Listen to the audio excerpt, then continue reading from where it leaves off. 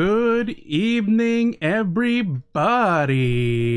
This is your host, Eagle, and we are back once again. We're back on the saddle. We're ready to ride off into the sunset and play some games. I've been out of it since Friday, I think, last Friday, so I'm glad to be back and finally streaming again. I am gonna present to you guys something near and dear to my heart, and hopefully you guys are along for the ride. But first, you may notice that my screen might be a bit more different than how it usually seems, right? There's a whole bunch of things happening on the side here. I probably wouldn't need them if I did layouts or whatever, whatever the fancy people do. I should probably look into that for cases like these, right? But I wanted to showcase you guys my favorite game here, Dragon Quest III for the Game Boy Color. As you can see here in the slideshows, I will be playing on the original hardware, the original cartridge at least, and then the Game Boy, quote-unquote, that I'll be playing is on the Analogue Pocket. If you don't know what that is, you can look it up. It's called Analogue Pocket. I wish I could have written it a bit longer, but the layout did not allow me, so you're gonna have to trust me on this one. But yeah, welcome on Grizz. Hey, welcome chat.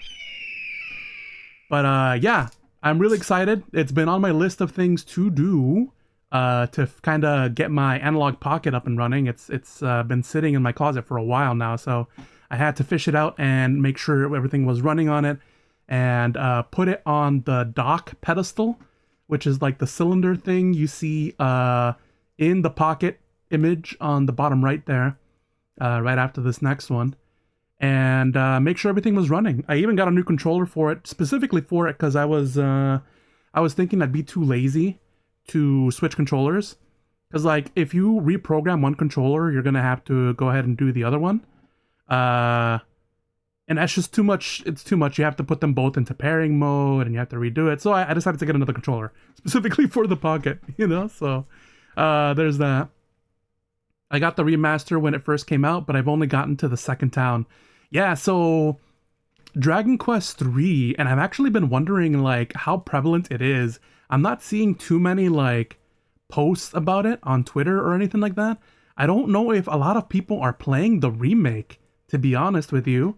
I thought it would have exploded in popularity, but I think the main issue is that this is like a straight up traditional JRPG, about as JRPG as they come, right? Like very traditional, old style RPG. It's selling really well. Oh well, I mean, there's that, I guess. The other thing too is that maybe it's not as streamable. Maybe, I don't know, because I did mention that as I was gonna go through this, that I will be playing the remake on my own time, and then I'll be showing you guys this one right here, right? And I would have thought the remake was gonna contain a bunch of like side quests, like a lot more story bits maybe to keep people entertained. But no, like as far as I've gotten to the main continent, let's say, right?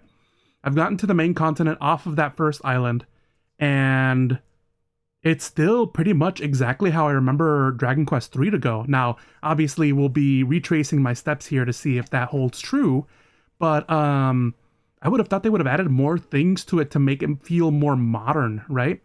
But no, it's every bit of what I remember it to be, an old school traditional JRPG, and I love it for that.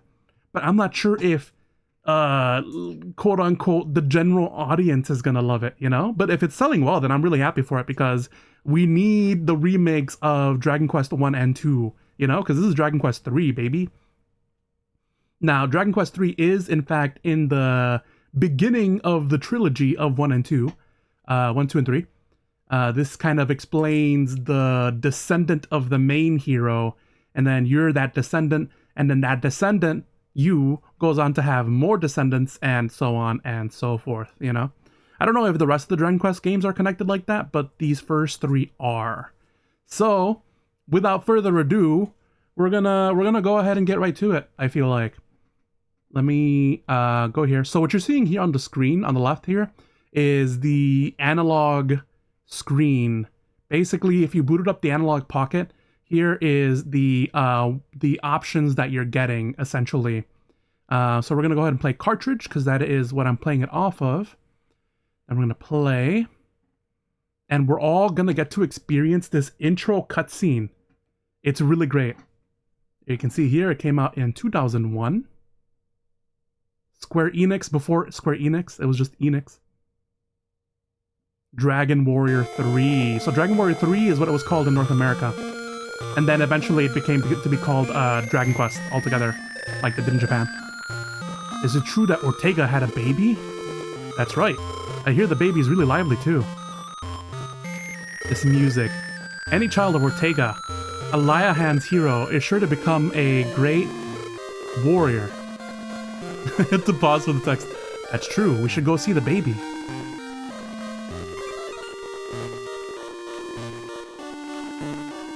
The intro cutscene with the titles credit.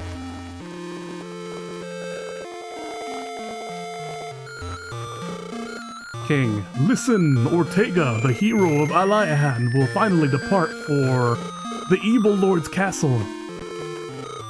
The journey is sure to be hard, but Ortega is the world's only hope. I am confident he will wrest peace back from the wicked. The pause is getting to me. Now, let us give a hero send-off to the great Ortega.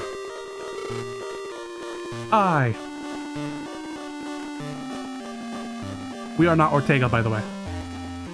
Akira Toriyama, if you don't know, the creator of Dragon Ball.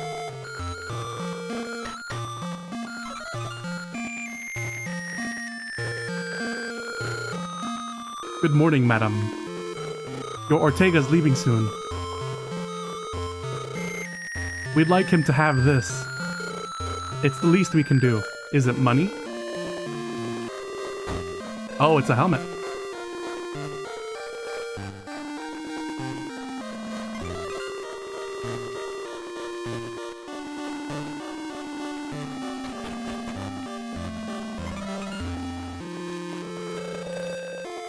Can't this wait until the baby is a little older? I'm sorry. Understand this. There will not be peace without sacrifice. Not only for the others, but for you and the baby too. I understand, dear. I'm sorry. But please, please be careful.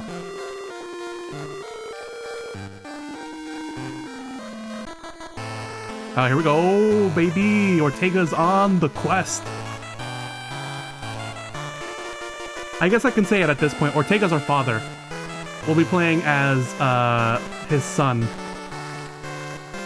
So he's off on a grand quest to defeat the Demon Lord.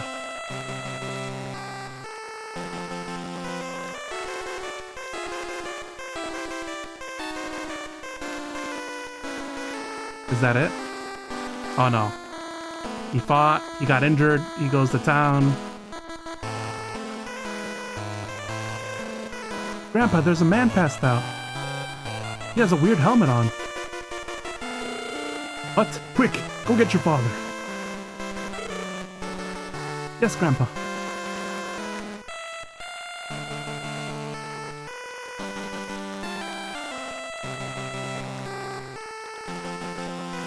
They heal him, he goes back.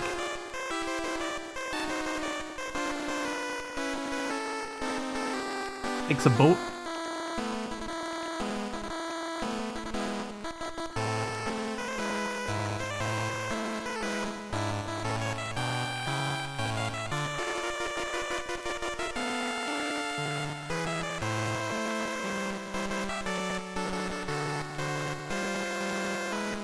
Is this it? The final battle. This is so cool. It blew my mind as a kid.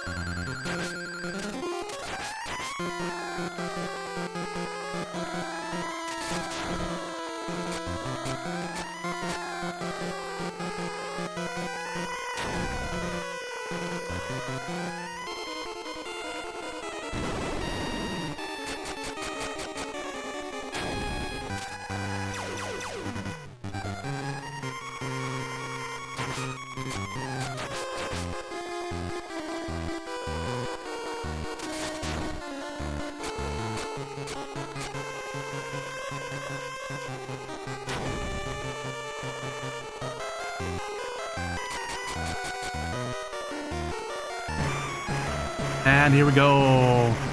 You shall not pass. It's assumed that both he and the Demon Lord take a dip in the lava, I guess.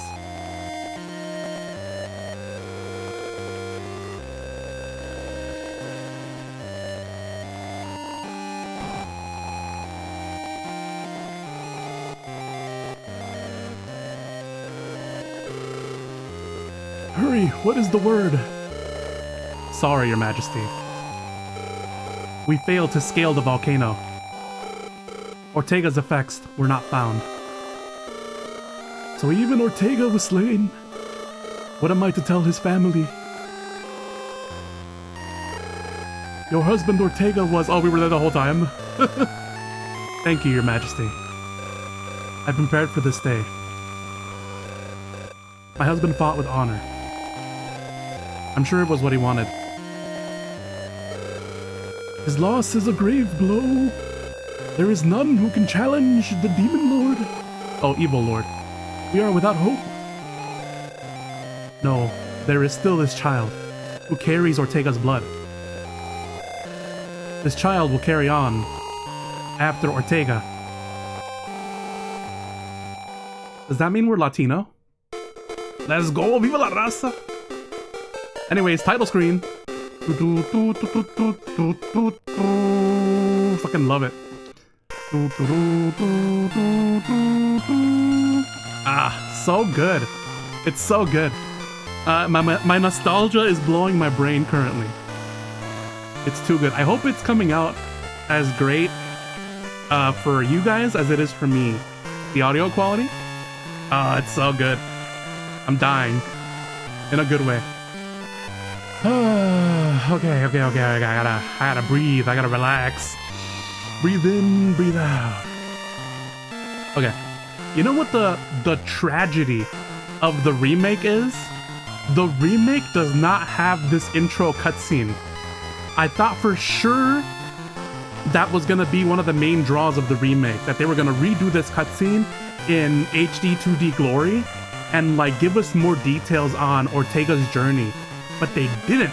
So either, okay. I've only gotten so far into remake, right? So either they didn't remake the intro cutscene, or they moved the cutscene into a different part of the game.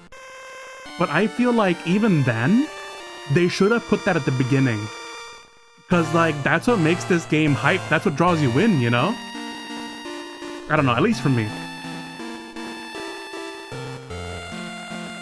You looked it up in Japan, it's the best seeking game for the whole year already?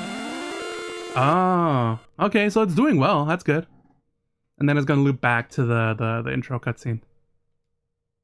You're thinking that they will show it after? Yeah, probably, but it's like one of the most hype moments of the intro of this game, you know?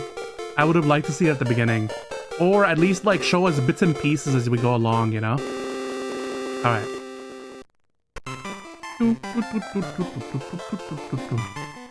They gave a quick glimpse of it? Yeah, a little bit, right? I guess we're just gonna do new game. Yeah. I actually have an old save. So when I booted this game up on the Analogue Pocket, I noticed that it was remarkably in good condition, the cartridge. The copper teeth or whatever that makes contact with the Game Boy. They were in surprisingly good shape, and so was the rest of the cart. Alternatively, my copy of what's it called? Legend of Zelda. I have Legend of Zelda, Oracle of Seasons, and Oracle of Ages. Those copies are unfortunately very much corroded. I looked up a guide online that lets me clean them, and I'm thinking of doing that. But I want to do that maybe at a later time when I've got more time, basically. But this copy is in surprisingly good shape. I hope it stays that way, and my save doesn't die. But according to Analogue Pocket's guide, the manual, Pocket does a save of the game inside the hardware itself. So even if the game battery dies or whatever, my save file for this game will still be in the Pocket itself. So I could ideally find a, what's it called? Either a different copy or some kind of alternative. And then I can be able to continue. But anyways, we're at the character maker screen, right? What should I call myself?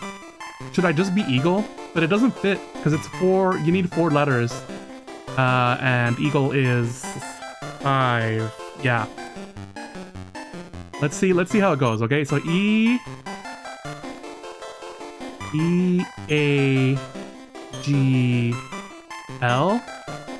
Eagle. Yagle. We can drop the A. G-L-E. Eggle? Eggle.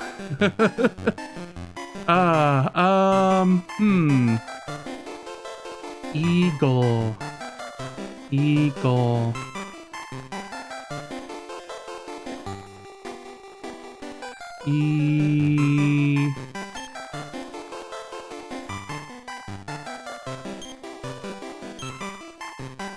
I like this better. I like this better than Eggle.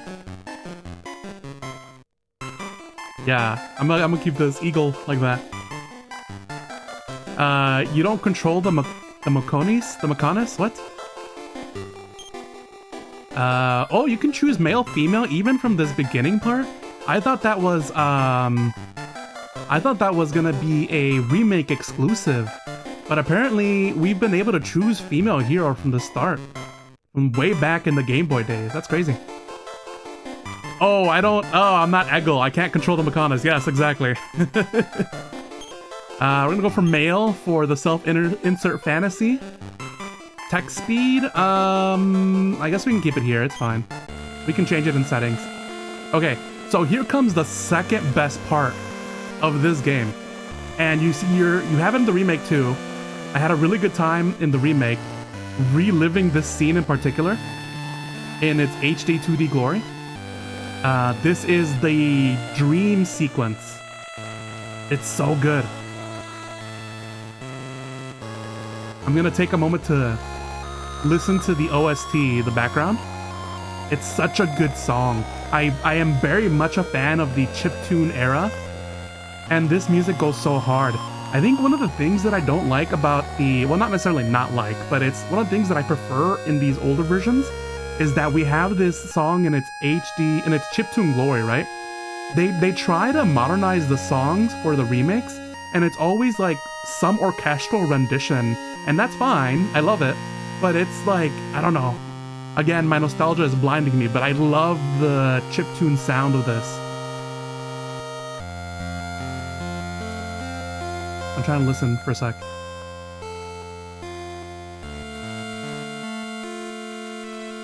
Did it loop? Does it not? Does it not do the thing I'm thinking of? There's like a part where it goes doo doo doo doo doo doo doo, right?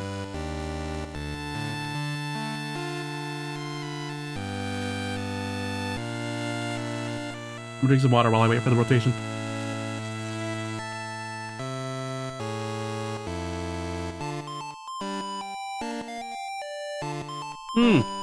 There it goes. It's so good. I love that bit. Okay.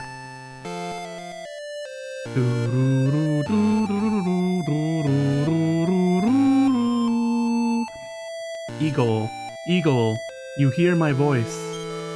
I represent all. Soon you will. I represent all. In the remake, she says, what does she say? She's like, I am the one that watches over everything, right? Soon, you will appear before me as a true hero. But before that, I wish to know what kind of person you are. Truthfully answer my questions. Are you ready? First, tell me your real name. My real name? My real name is Eagle. My true identity is just missing one letter. In which month were you born? Oh, we're about to get some eagle lore. Ready for this? Born on the 2nd month. On which day were you born? Born on the 19th day. There you go.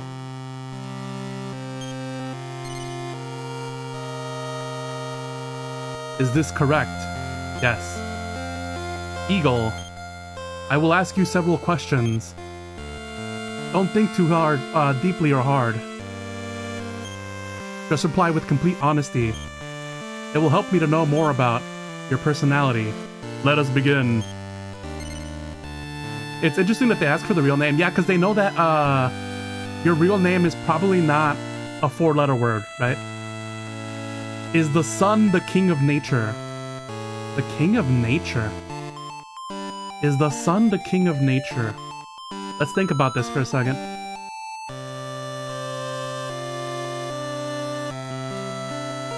Is the sun the king of nature? Huh. The sun does power a lot of things. And if it weren't for the sun, we would all be dead. Right?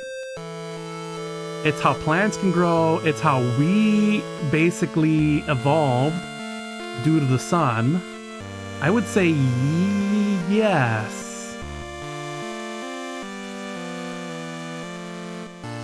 Oh, is that why they asked? The remake doesn't need that then? Yeah, it is a bit interesting, right? Because, like, in the remake, they basically have you... They give you full reign of what you can choose for your name and then your real name, right? So it's like, I don't know. Maybe they kept it because they wanted to be more like the original. Do you often dream? No. I would say no. Not enough to say often, right? But I do dream. It's just not often, I think.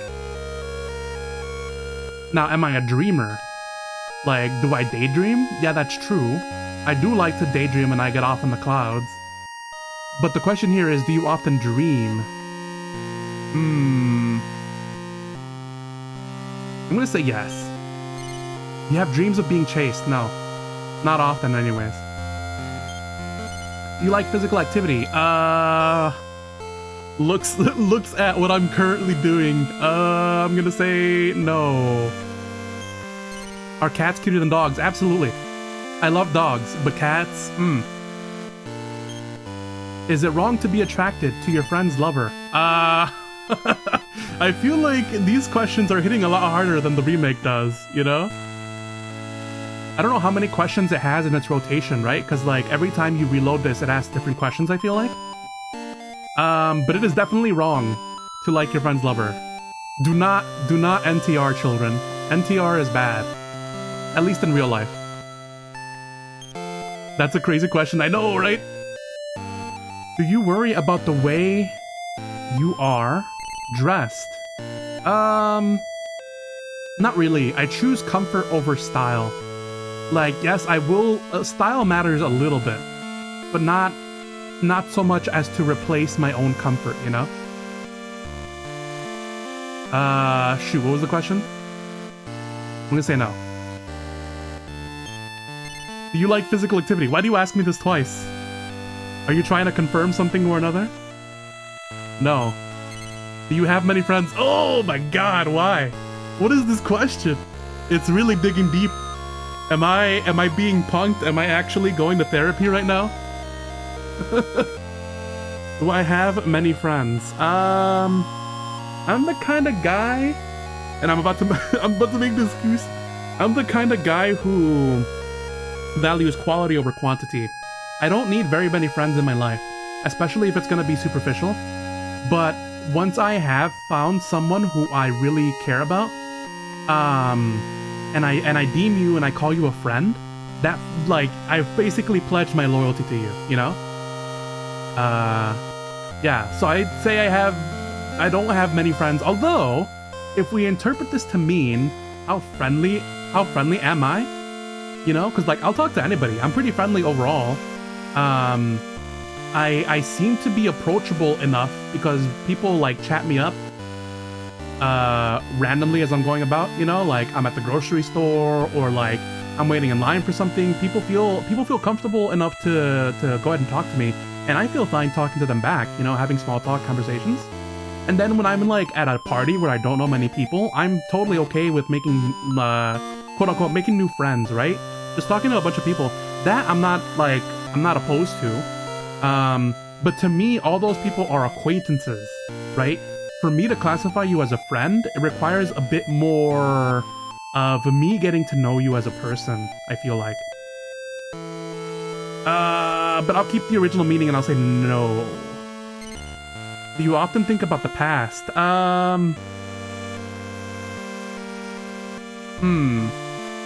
I often think about the past?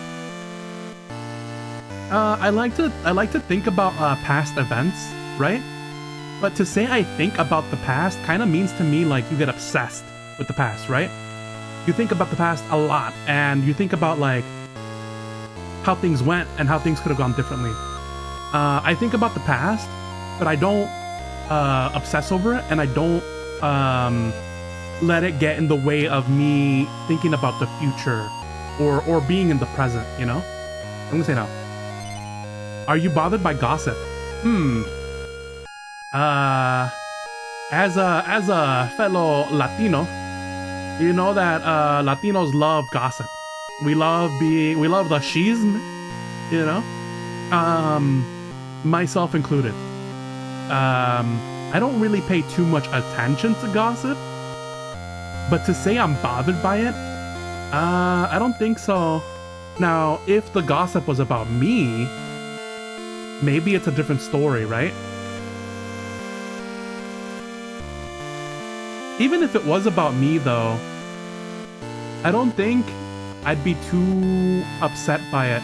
Because it's like, if the gossip is about me is wildly over-exaggerated, you know, eventually people will see who I really am, right? So that would prove false. I would say no. I'm not bothered by gossip. If someone is conned, do you feel some of the responsibility lies with the victim? Oh, okay. If someone was scammed, someone was swindled, does part of the responsibility lie with the victim? No. No, I don't think so, because I feel like in an ideal world, you would not scam people or act in bad faith. And to me at least, right? If you're like, if you fell prey to like a phishing email or like text email or a texting scam, right? Like, oh, your UPS package is here, click on this link, you know? Those are fucked up, I feel like. Especially if people are like anxiously waiting for a package or something. I think it 100% goes with the scammer. I don't think there's a situation where I'm like, no, yeah, you should have been more careful, that's on you. Because, like, you can be like, oh, well, some people are just too trusting, but I feel like in an ideal world, we should trust people, I feel like. I'm getting too deep into this, right? For a game RPG, but I do like to take these questions seriously, I feel like.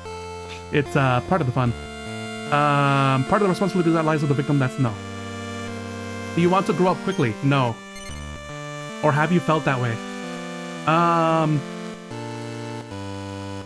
I feel like this question in particular, and this question I did get in the remake, but I think this question is aimed at children, and I think in the remake they say, like, as a child, did you feel the need to grow up quickly, or have you felt that way, like you've grown up quickly?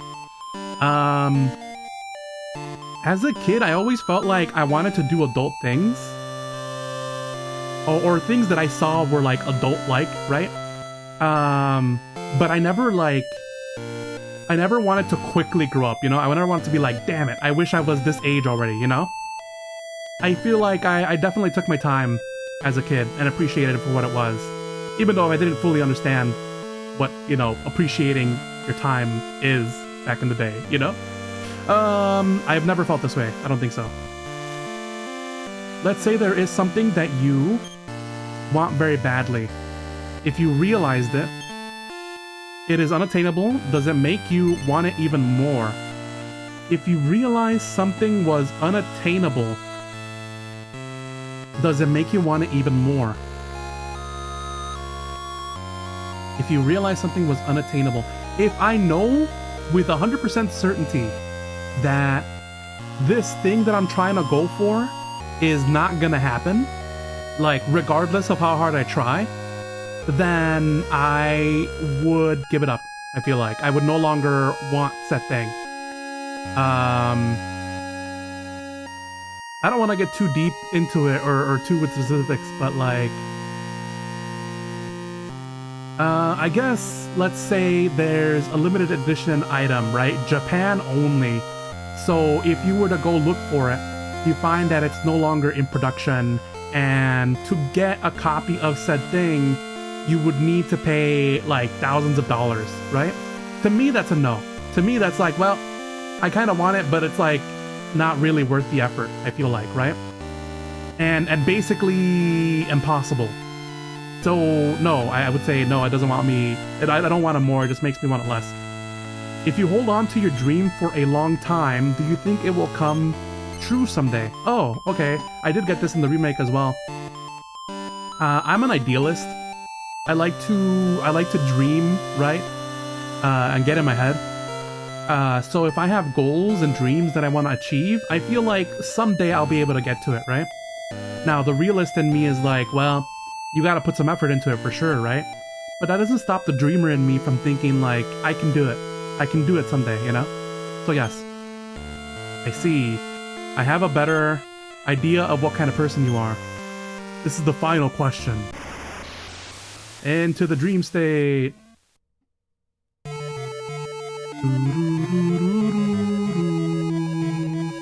Okay, so that's a wall. That's a wall forward.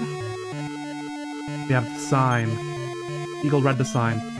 Go west. Oh, so I guess I answered the questions basically how I answered them in the remake, because I got this exact same dream sequence. You're in a cave and you're supposed to follow the signs. Or you don't have to, I guess, but it says go west. I peek to the east a bit, and then I eventually go west. Oh, wait. It said go west, and I went east. My directions, I messed up. I represent all. No, wait, goddess, listen for a second. I got my left and right confused. I believe I have a good idea of your personality now. Eagle, you appear to be selfish. No, that's not it. That's not it. No, I fucked up. I fucked up. Clearly, goddess, with your all-knowingness, you would know that I fucked that up. I needed to go left. It said west. West is left, as opposed to east, which is right. Damn it. No, I got the same I got the same dream sequence, but in the dream sequence I actually went the correct way, as opposed to immediately dropping. You appear to be selfish. Regardless of what others say, you have to do things your way. Well, I mean, that's partially true, I suppose. While it is good that you take interest in many subjects, you also get bored and lose interest quickly. Oh, okay, that's you know, we're getting somewhere. As a result, you cause problems for your friends, but you somehow never become disliked for your actions. Selfish and yet lovable. That is the kind of person you are. This is your personality. I mean, I guess I'll take it. You got a pushing rocks thing? Before, in my previous playthroughs of this game, I also got the desert one. In the desert, you keep going. Or you're traveling with a companion in the desert, and you run out of water basically, and the decision is, do you give him your water do you share half the water or do you drink it all? And then the decision is, do you find a way to help him or something? Or do you go seek help, basically? I think your partner says, drink the water and go get help and then come back, or like abandon me, basically. But I chose to give him half and we decided to go forward together, basically. I don't know what the result of that is, but that's also one of the dream sequences you can get. This is your personality. Dawn will soon arrive, and you will wake from your sleep. I represent all. I look forward to the day that I may see you again. Can you believe this personality test existed before Chrono Trigger? I cannot believe it. Hello, SF. Welcome to stream. It was the morning of Eagle's 16th birthday. Wake up. Wake up, dear. The accident wasn't your fault. SF, this is probably a bad time to say that I've never played Chrono Trigger, although it is on my list, I swear. Chrono Trigger had 1, 2, but people didn't know about DQ3 did it before. DQ3 did it first! The same writers, oh interesting. Rise and shine, Eagle. Today is your big day. His Majesty, the King, is going to give his blessings to you to depart on your journey. For this day I have tried to raise you as a worthy lad. Thanks, Mom.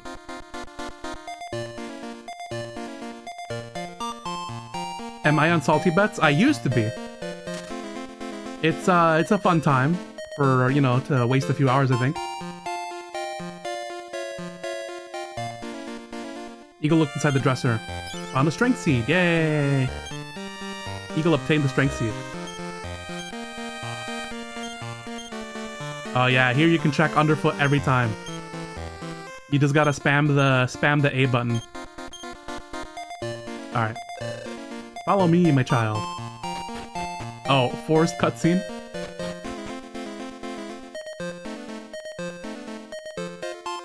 This game invented so many things, it's crazy how many JRPGs take from it. Yeah, very true.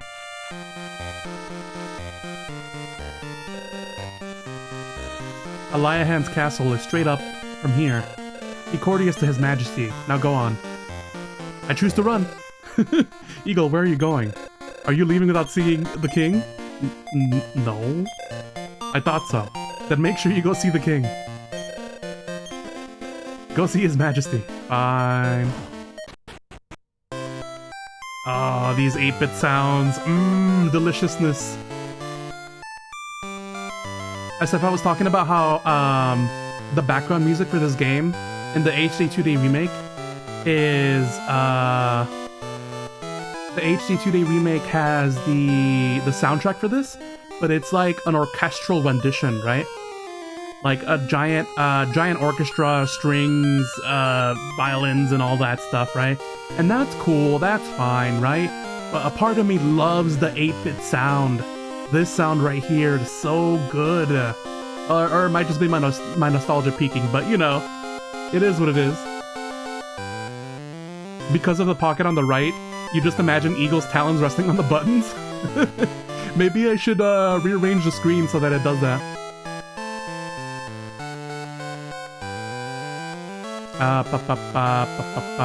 Okay, here we go. When chiptune hits the classical music, it's always a fun time, yeah. Welcome to Eliahan Castle. And you repeat the same thing. His Majesty is up these stairs. What if we don't see His Majesty? And we're just running around the castle, looking for stuff. Bakota thieved all over town, but now he's stuck in jail, the idiot.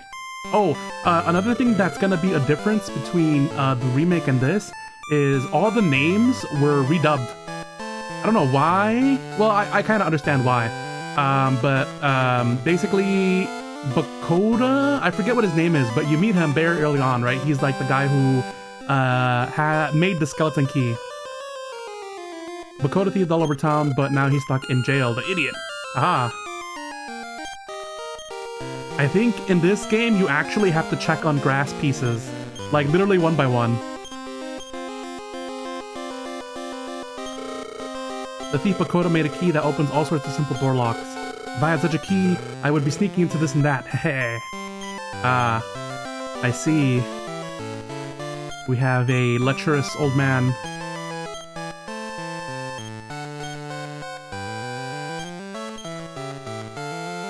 This right here is gonna be a good portion of the gameplay. I'm just gonna be checking shit underneath the grass. Like this? Yeah. Okay, so there's nothing there. Have you seen the princess? Princess! Oh dear. You like how the remaster handles hidden items? Just like me, for real. I call the old man lecherous, but I mean, you've seen me post on the NSFWs, you know, like.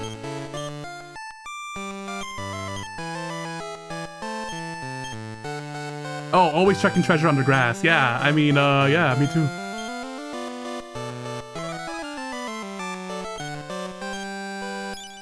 Yay, antidote! This isn't stealing. I am the hero destined to beat the demon lord, and therefore, I need all this stuff to be able to finish my mission. You know? This door is locked, yeah. Also locked. Looting and stealing are two different things. It's not a crime if you're the hero.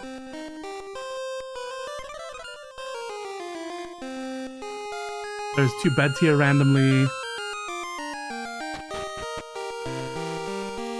It's locked. Is the dungeon. You can talk to the prisoners through their cell bars. It's locked. Blast that coot and the Jimmy Tower. And the Jimmy Tower was renamed to Dreamer Tower. That I know. That I remember.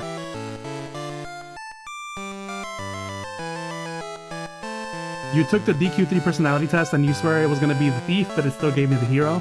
You know, I did that too, and I also got hero, but I expected it because I'm the hero, baby! Blast that Kuda in the Jimmy Tower. The fogey locked me, Bakota, up and made off with the key. If I had my thief key, I could have opened any red door. Dang, blast it! Well, sucks for you, buddy. Oh, it's locked. Okay. Yeah, as far as I know, this is 1-for-1 with the remake. They didn't really change around the layout or anything of this map in particular of the castle. So you see all heroes loot. It's too true. Link, a notorious looter of houses, breaker of jars. I'll get to the princess in a bit. In a minute, but I just want to check for any items here, you know? I'm just spamming the A button. This is how you get good at these games, children. Gotta find them hidden items. When you played the DS version, DQ3 is exactly the same. I'm curious to see how the DS version is gonna stack up to this Game Boy version when we go into battle, because I know that they remade the battle scenes like every iteration of this game. The battle scenes here are colored and they have movement, which I don't think happened in the NES version of this game. At least the movement, but I feel like they might have been in color. And then in the later iterations, later mobile games, they gave like full movement of the enemies, I feel like, right? Anyways, let's talk to this princess here. They won't let me out because it's dangerous. Stupid demon lord. I hate being cooped up. I tried to sneak out a while back. The father caught me. He's much sharper than he looks. So, one of the... it's not really a gripe per se, but it's like an observation that I made. The princess here, in the remake, they gave her a lisp. I don't understand why. Like, here she's talking normally, but like in the remake, she's like, they won't let me out because it's dangerous, stupid demon lord. Like exactly like that, but written out. I'm like, oh, okay, weird. I don't know why they did that to her, but okay. They pop off, I guess. Also, I think she says daddy instead of father, but that's another conversation. In later games, they try and attempt accents with the writing. No, yeah, I know, like the what's it called? The big burly dudes, right? They have like, oi, British accents. But the princess caught me off guard because like she doesn't have a lisp here. So that's kind of like, oh, okay, well, okay, pop off, I guess, you know? The burly dudes have a British accent. I'm trying to think of other ones. I think the bunny girls might have a southern accent. They say like y'all or something, right? I think that's it. Let's go talk to the king for real this time. Go on through if you wish to see his majesty. By recording your quest in a journal, you can rest, then resume from wherever you saved. Seasoned travelers know this well. Some of the accents are hard to understand for me. Yo, for real though, in the remake, what's it called? They, there's an accent where they removed all the T's or the H's or something like that, so it's just like, it's just vowels.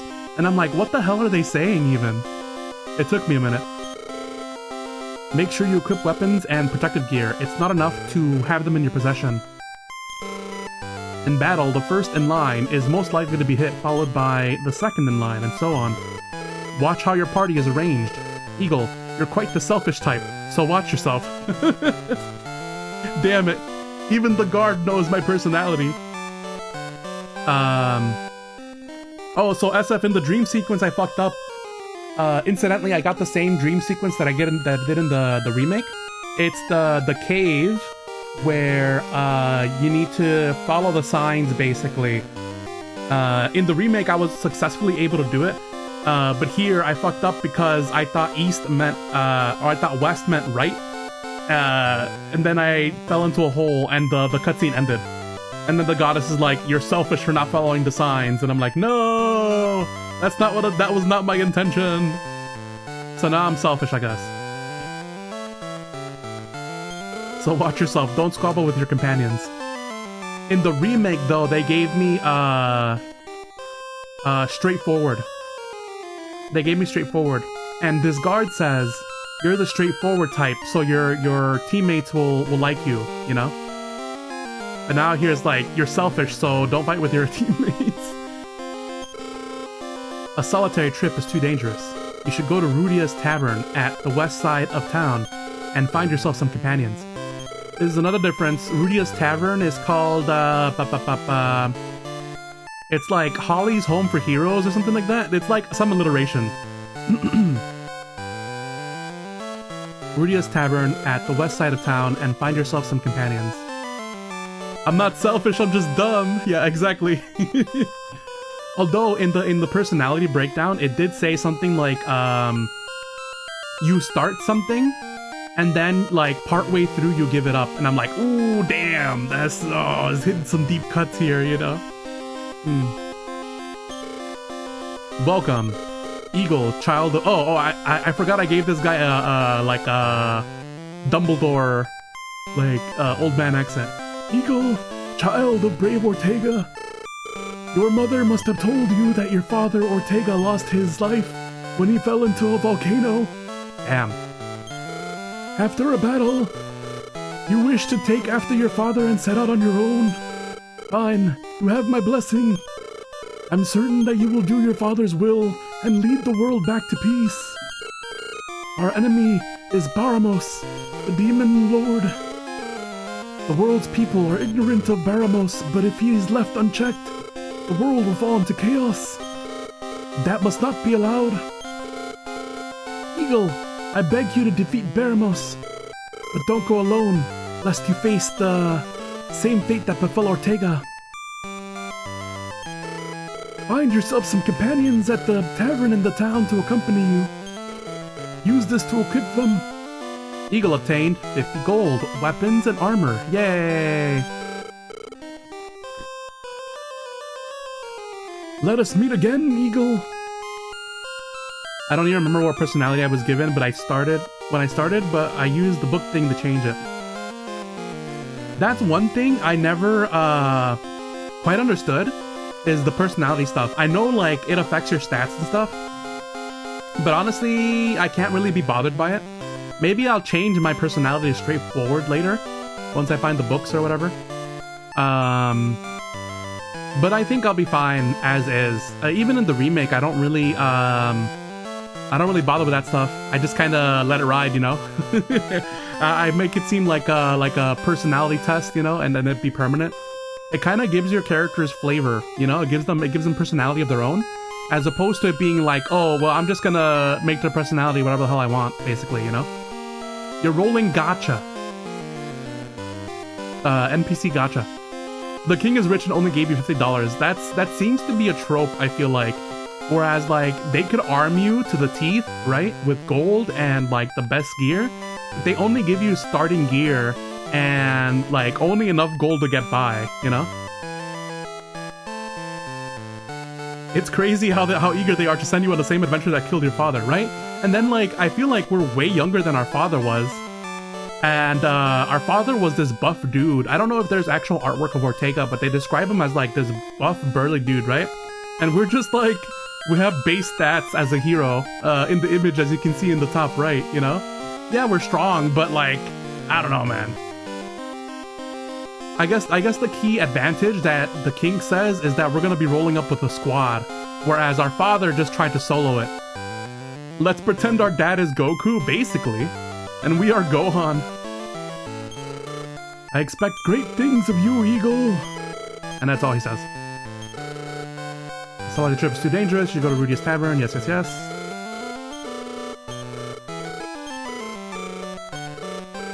One of the good things about this game, an advantage in my eyes, is that these games, like, the characters will have one dialogue and that's it. You don't have to constantly cycle and be like, oh, did I miss some conversation because I didn't cycle through all their dialogue, right? Usually it's just one or two. And battle the first in line. Yes, yes, yes. Watch yourself because you're the selfish type. Dang it. Alright, that's fine, that's fine. Any loot to be had here? Sorry, I'm gonna raid your quarters, King. I need it for my mission. Super important that I get this luck seed.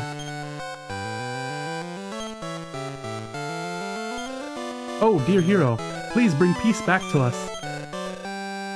Let's go looting! Go west along the shoreline. Promontory Cave will be found. Oh, Promontory Cave did not change between this version and the remake. Interesting. I enlisted as a soldier because I idolized the great hero Ortega, but Ortega failed to return from battle. But I refuse to believe the hero could have died so easily. I'm convinced he's alive somewhere. Rumor has it that Promontory Cave leads to Najimi Tower. I haven't seen it myself, but everyone says it must be true. Nice. One advantage that the remake does have is the memory recall. That is so good because these games have a bunch of like dialogue that you can and will forget if you don't write it down, right? I mean, I know this first bit basically off the top of my head, so I know how it's gonna go, right? But like later on, they're gonna tell you bits of like important lore or stuff like that. Stuff that you need to check out, and if you forget it, you basically have to go all the way back to this person and redo the conversation, right? So the memory recall is a very nice quality of life, I feel like.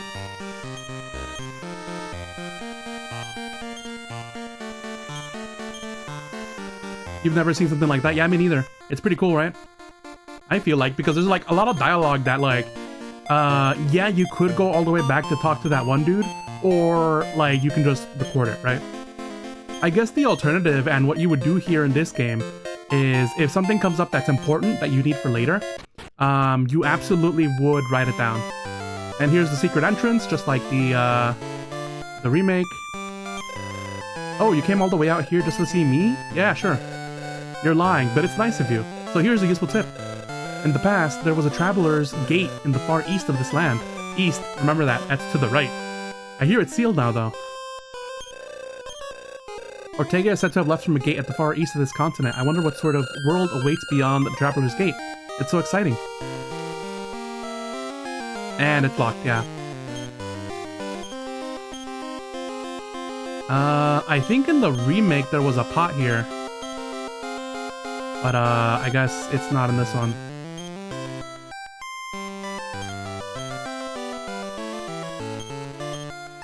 Alright. Let's go get our companion, shall we? I'm thinking about what I should make, what I should write for the companion names. I could self-insert. I could bring in people that I know. It just seems a little embarrassing to me, you know? Like, oh, hey, I put you in this game, you know? I hope you don't mind. And of course, I will be traveling with all waifus because waifus, you know? Why would I do it any differently? Do you not see my tag in Twitch? It says waifu enjoyer.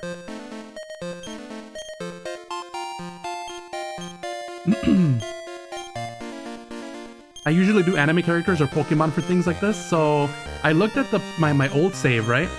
That I played a long time ago. And one of the names was Ryu, like from Street Fighter. And I made him a fighter class, so it's so funny to me that I would think of that.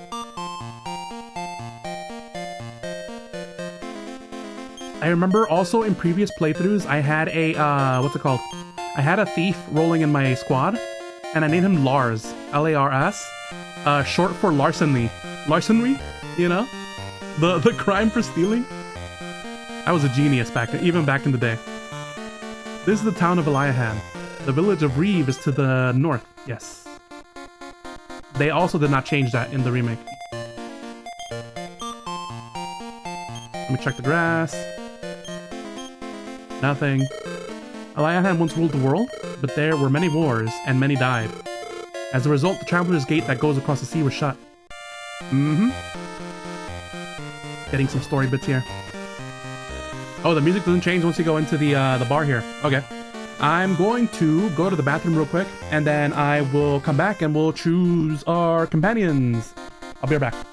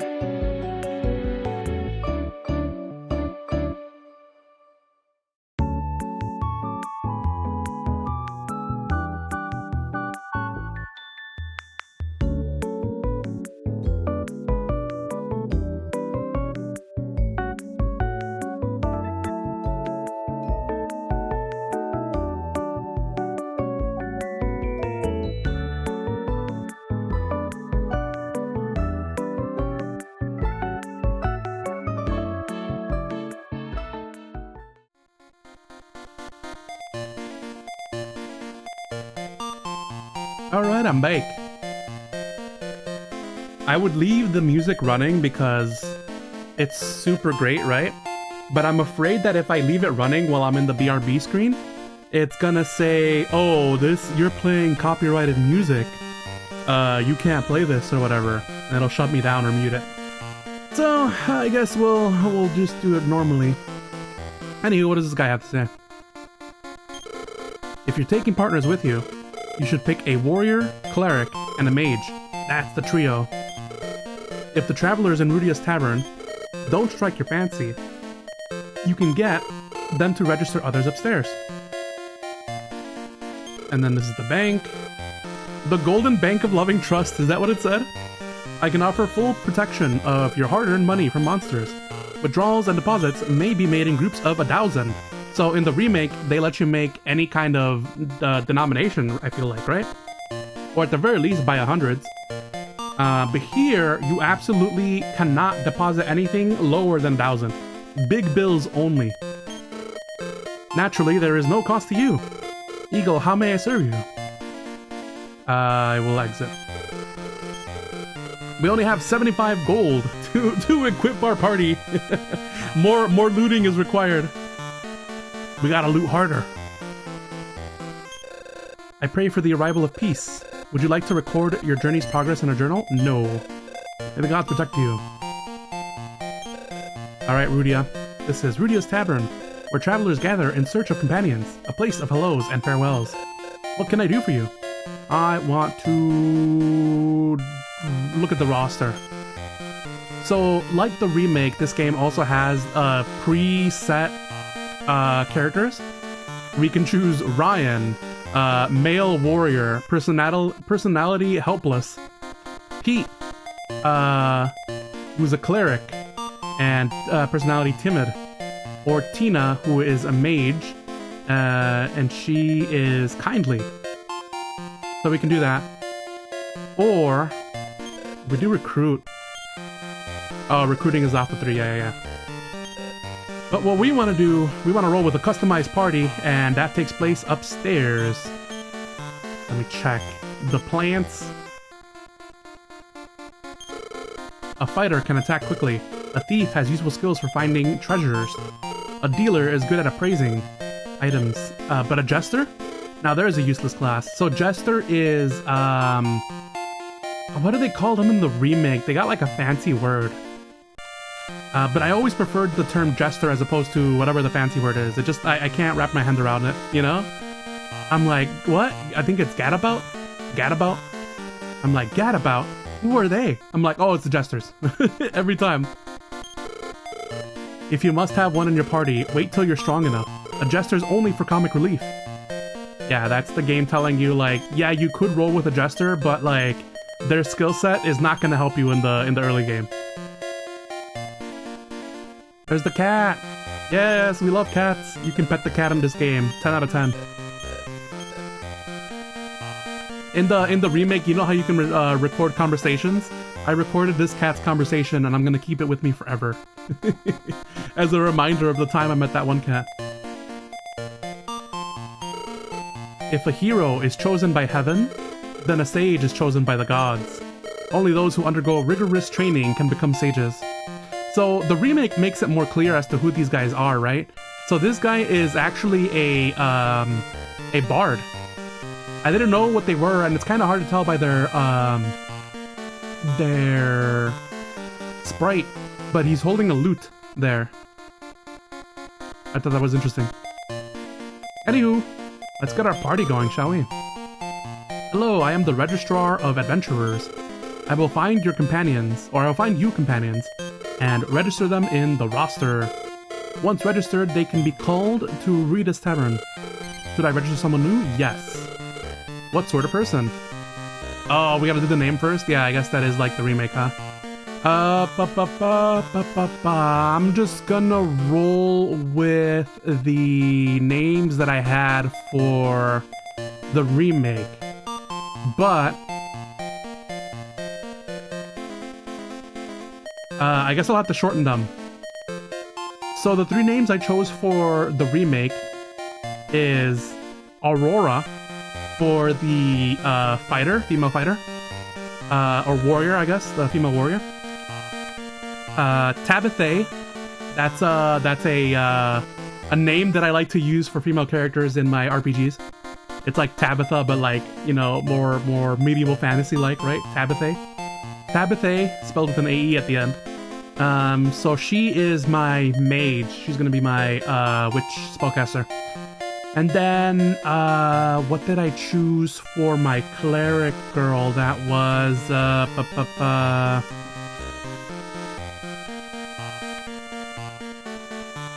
it's not Lorelei. Although that is usually a game name I consider.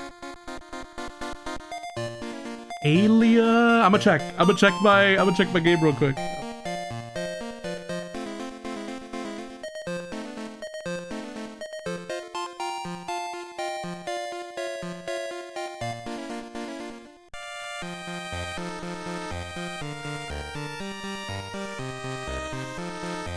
Alright, I have my switch in hand. I usually give my cleric, like, biblical names. But, I can't be too sure.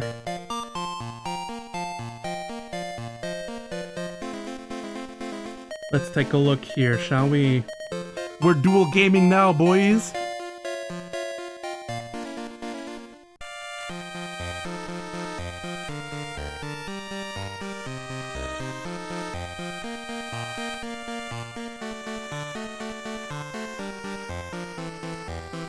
Elizabeth? Did I name her Elizabeth?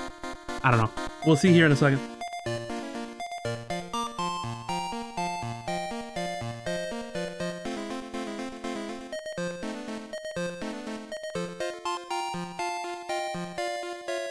Unskippable cutscenes!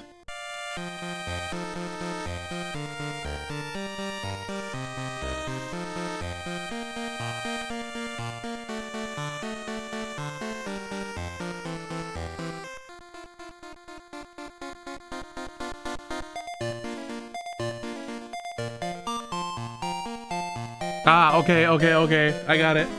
So, let's do Aurora first. I'm gonna have to shorten her name to Aura. Or should I give her another name? For the female warrior, I usually like to give her names like Amazonian names, you know, some strong, fierce, like Amazon names. I usually go for Tessarosa too. Tessa's pretty good. Although her name would be Tess here. I think Aura's fine. Although now I'm thinking about Freerin. Freerin's Aura, you know? And it didn't end well for her. So maybe not.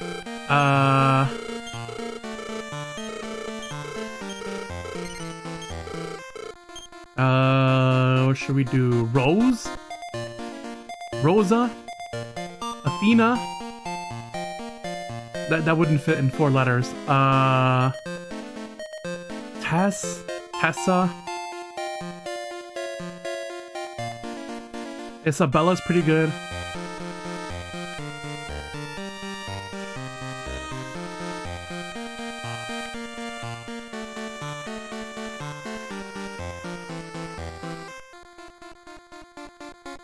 But I'd have to shorten it to Isa.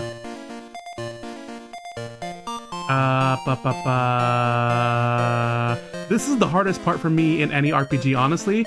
Naming your characters, and then if they go into like a customizer where you can choose their looks, I spend hours on this section, you know?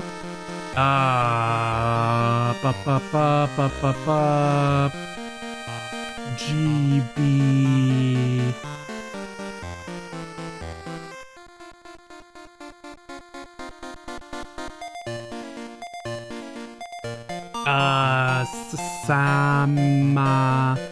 Samu, say, there, papa, lo, hella, a,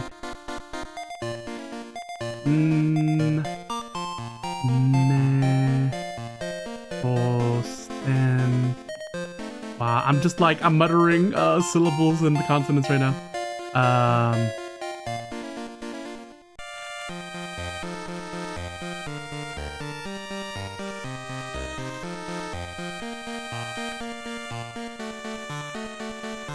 We'll just keep Aura. F it.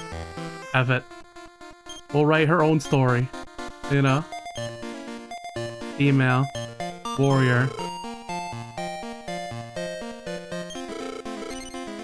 Yes. With the gift of seeds. Here are 5 kinds of seeds, including strength seed, agility seed. Can be given several. You can pick the seeds, or I can select them randomly for you. We want to do it manual because we know generally how to stat boost a warrior.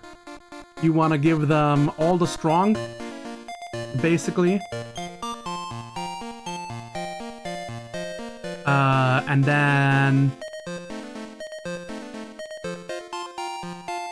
we'll put up their luck by 1. We want everything above 5, I think. And then we want them to be tanky. Yeah. Quite the honest type. There we go. Well, Aura can be registered. Should I do so? I'm not too convinced on the name. If you guys can give me some strong female warrior names, I could put that in. Tess. Maybe I can put in a waifu name. Cammy. Arya reminds me of Game of Thrones. Oh no.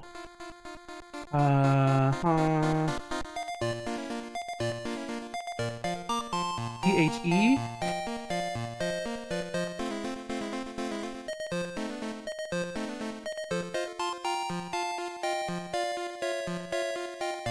Athena, Athea, Thea, T-H-E-A, maybe? Thea. Thea.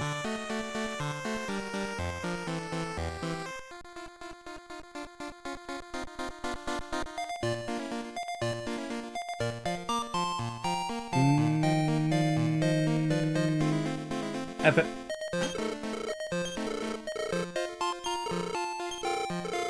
Okay. The next ones are pretty easy, or easier. I'm gonna put in my OC Tabitha. Usually Tabitha is spelled T-A-B-E, T-H-A-E. But I think if we're just doing 4 letters, it's gonna be Taba. Although Tabe. No. Because then it could be read as Tabe, right?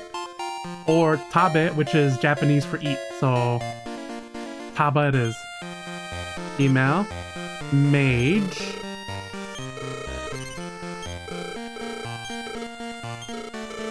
We're gonna do manual. We're gonna do her strength is really low, but that's to be expected of a mage. Although a mage class can equip weapons. So we wanted to be able to do damage that way as well. We just gotta make sure that their vitality is definitely 10 and up. We want their strength to be above 5 or at 5. Luck is here. Intelligence. We'll do one more in intelligence and one more in strength, I think. Dang, I rolled a 1 on int for intelligence. That's an oof. What about strength? By 1. Okay, I guess we'll take that. And quite the ordinary type. Taba can be registered. If I do so. Yeah, why not? I'm not gonna get too crazy with the stat boosting and the min-maxing and stuff like that, right? I just want to get out there and hit some stuff. And then, last but not least, my beloved Theo. I did basically cash grab. I did basically 100% steal this from Metal Slug. Theo, my beloved. So we will... Although I guess for this, maybe it's Thea, right? Thea? No. No. Gotta be Theo. Although...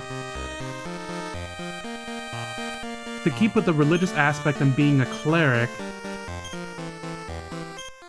it could be Thea.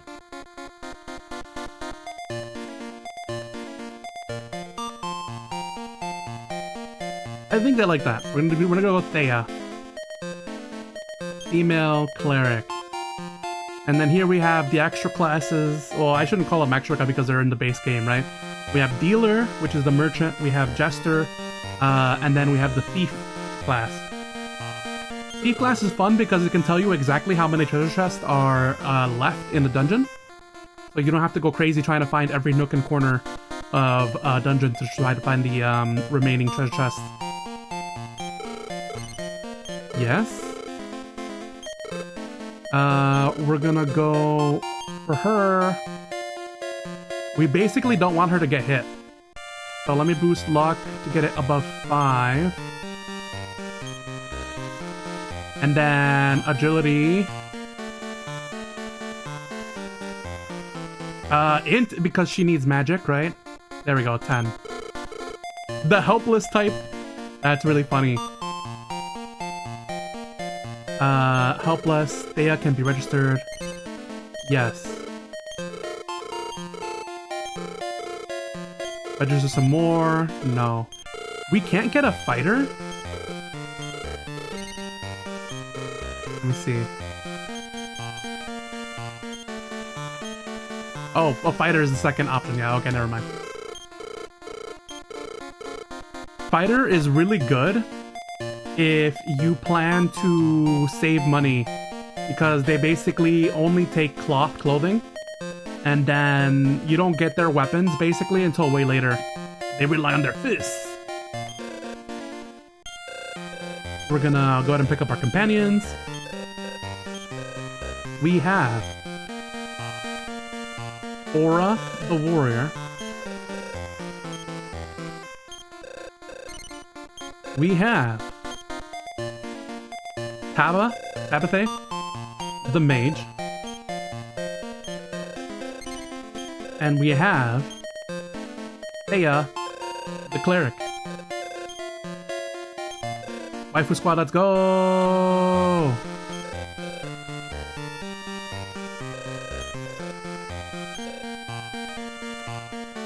Yay! I hope I didn't mess up and accidentally make them, one of them male. Nope. All waifus all the time. We love it here. Alright. Now we gotta go loot as a squad.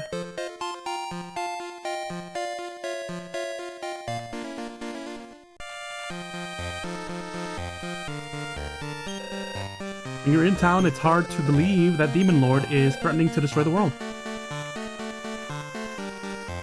So peaceful.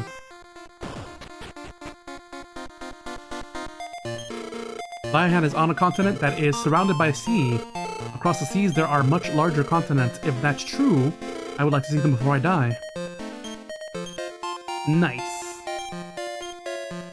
Y'all got any, treasure?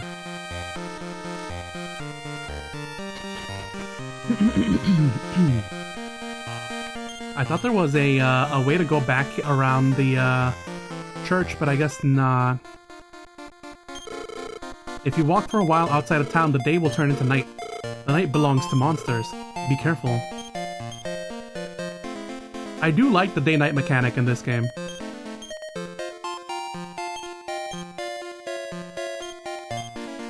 Don't mind me just checking grass. Literally touching grass.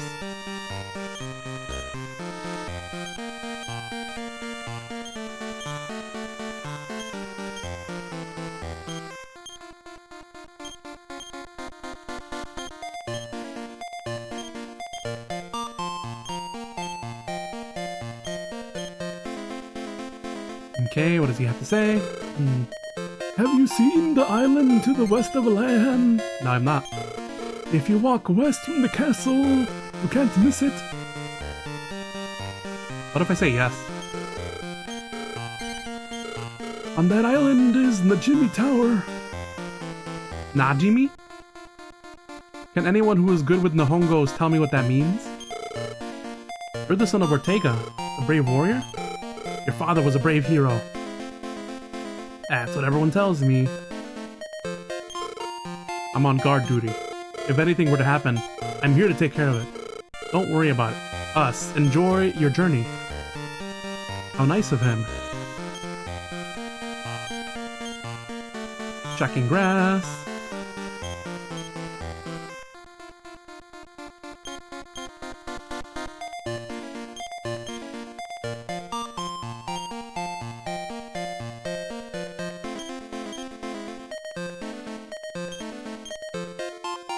Okay, and then here. For all my checking, I highly doubt I'm gonna find anything. But watch, there's gonna be one time where I'm just checking a random patch of grass, and there's gonna be treasure. And all of my searching beforehand will have been validated. So that's our house to the right there. We'll go there in a bit. This house is not open until nighttime. This is that's the inn. This is the weapons and armor shop, and then up above is the item shop. Let's check the inn for loot.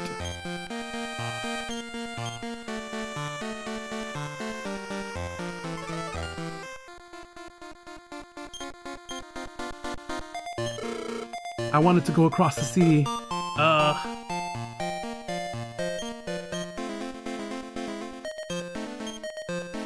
Nothing there. The man in the front room? He had a mishap making a magic bomb.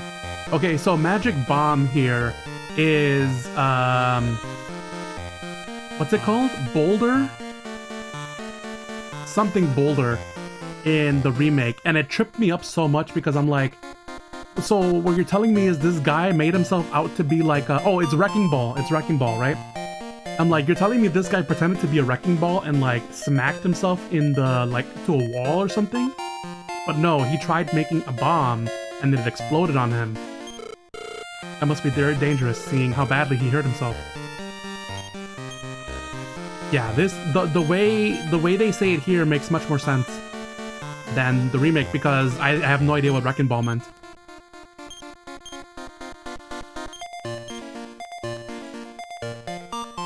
I wonder if the wording change, the localization, I guess, is due to the North American remake, right? Like, they wanted the wording to make more sense in English? Or is it following more traditional, how it is in the Japanese version, right? I'm curious to know. The castle is closed at night.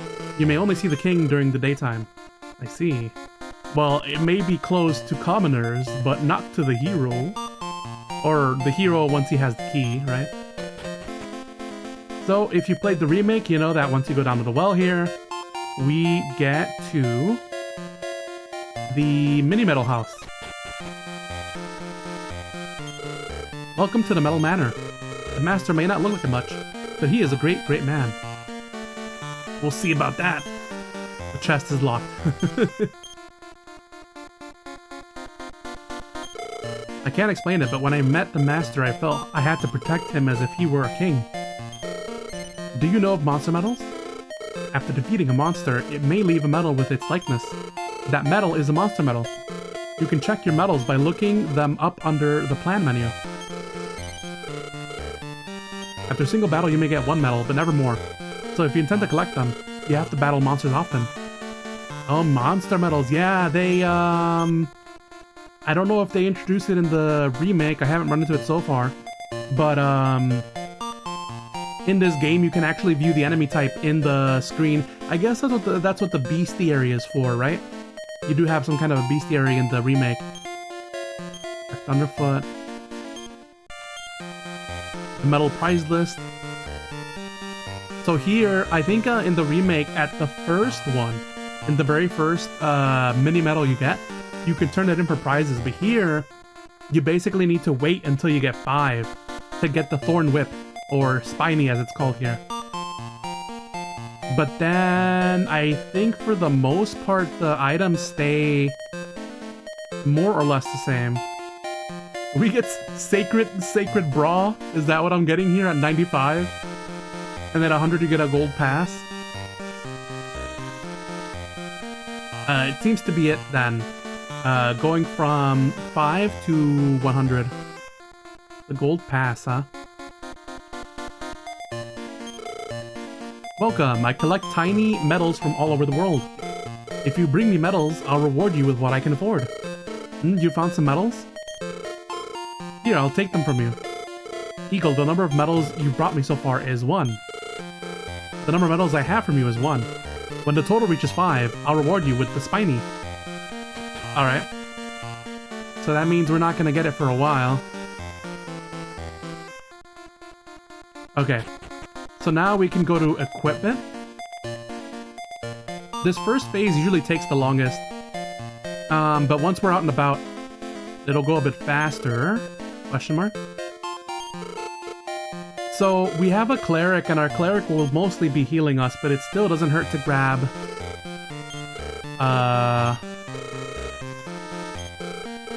like 3 herbs.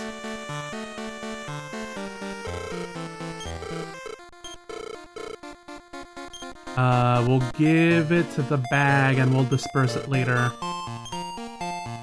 We want 3 antidotes. Oh, we have one already. I just need 2 more. Put it in the bag. Just put it in the bag. We're not gonna have anything for equipment. I need a warp wing for sure.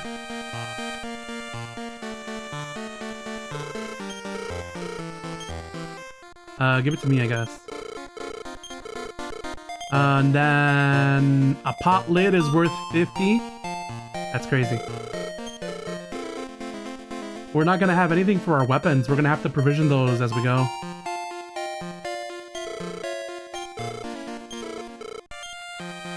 Oh, we can get a stick. A stick is worth 5. But the copper sword is 100. Cloth is 10. Leather armor is 150.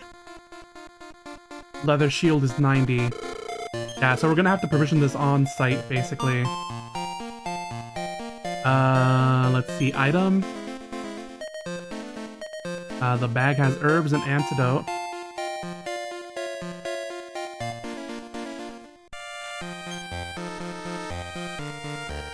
And then we'll put the luck seed. Show? There is no dealer to appraise it. Oh, okay. So now I remember how the merchant works. You show it to the merchant and he'll tell you how much it's worth and stuff, basically. We're gonna pass to the bag. Just to get our items better. Strength seed also in the bag. I don't really use the seeds until I absolutely need them. Like, I feel like we're falling behind or whatever. We get a traveler's cloak or whatever, and 2 clubs and a stick. So at the very least, we can equip our team with weapons. Ourselves, we have a copper sword. We're gonna pass it to Aura. Yes. Pass. I think Tabitha can't wield the stick. No, she cannot. Pass. Oh, on the screen it tells you if they can equip it. That's interesting. I wholly expect, because this game is a bit older, I expect it to give me nothing. You know? Truly old school. Pass. But it does have some quality of life stuff here. 13, 6 to 8, yeah. She gets a stick. And then everyone else is equipped with claw. I think our squishies are better off with the defense. But we'll see here once we do pass. Okay, so Aura has 6 defense. Ava has 8. And Thea has 8. That's interesting. But then how much HP does everyone have? 16, 10, and 11. Yeah, see, that's the thing. We can't have our squishies taking too much damage or else they'll go down pretty quickly. So, we're gonna go to pass. They both have 8 to 12. Who has 10 HP? Tabitha, so we'll give it to them. Yep, and then everyone else has cloth, right? Yeah. We can take that, we'll put it in the bag. Everyone has their equipment. I will take a herb. Actually, we'll give like 2. We'll give 2 to Thea. But I suppose if she's the healer, right? If she's the healer, she's gonna use healing and doesn't really need to use her the items. I'll give the items to people who in our party who may need to use them, right? In case everyone else is incapacitated. Antidote.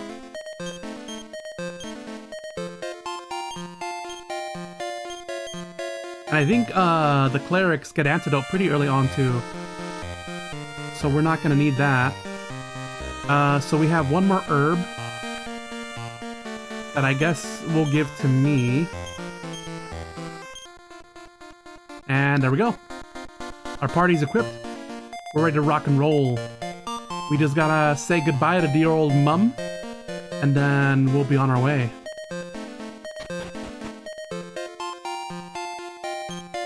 First, we gotta acquire items from our own home, you know? It's not stealing if it's from your own house. It's fine.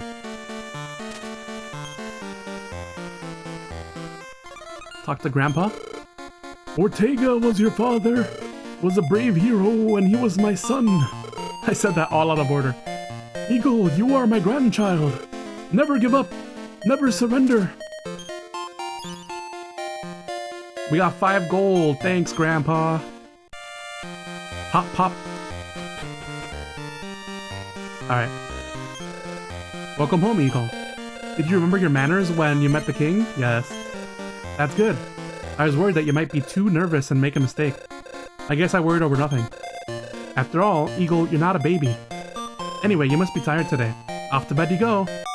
Yes, me and my 3 female companions. Good morning, Eagle. Take care now. It is time to adventure. Let's go! Quite honestly, the best song in the entire soundtrack. This song lives rent-free in my head. I hum it all the time. Okay, so here's the battle, actually. This is how it looks like. Very much traditional JRPG, right? You have everyone's health status up top. The menu at the bottom, you know? I'm just gonna fight everyone.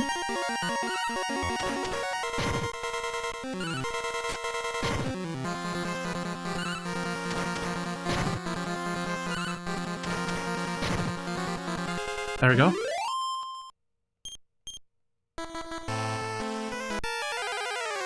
And this is basically how it's gonna go. I don't think I'll be able to kill all 3 of these ravens. So we're definitely gonna see their attack animation. Yeah, see, there you go. It's really cool to me that they actually go above the status screen up top. It's really cool. At least young me thought it was mind-blowing, you know, like, oh my god, they're moving on the screen, it's so crazy, you know? So anyways, the first bit of our adventure here. It was so weird that the remaster had the party members on auto. That is a weird decision, right? Like, you could totally just let your party members do whatever. But, like, to me, that defeats the whole purpose of having a party system. Because, like, you have to be able to strategize and be able to tell, like, okay, like, if they do this, then we do this, right? Or you absolutely need your cleric to heal this person at this time. You don't want to leave it up to chance that they heal you, you know?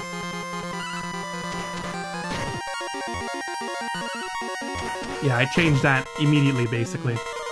I tried it out. I tried it out for like a few battles, but I didn't really like it. Even though it is tuned pretty good, like they're not like just wasting your items for the sake of it. Hey, we got a medal. Hey, look at that. So the medals look exactly like the monsters you defeat. I think it's cool like that rather than like a bestiary altogether, because I don't know, they look like coins. So the game designers had to like put thought and effort as to how that would look like in coin form, you know? Uh-oh, Tabitha is taking some damage. She only took 1 peg of damage though. We're fine, we're fine.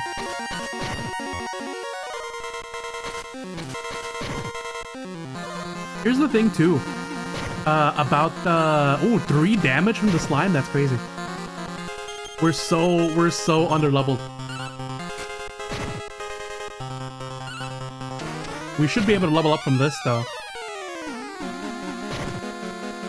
Oh, okay, 1 damage. Okay, so they had like a strong hit, I guess. There's one thing about the remake that is different, that struck me as like very different from this game. Ah, here we go, see? Alright, was promoted to level 2! I love that little jingle.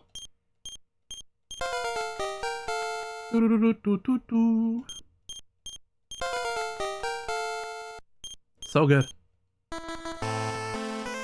So one of the things that is different here from the remake is that even if they level up, they don't get a full heal, basically. And they don't get a full heal of their magic or health either.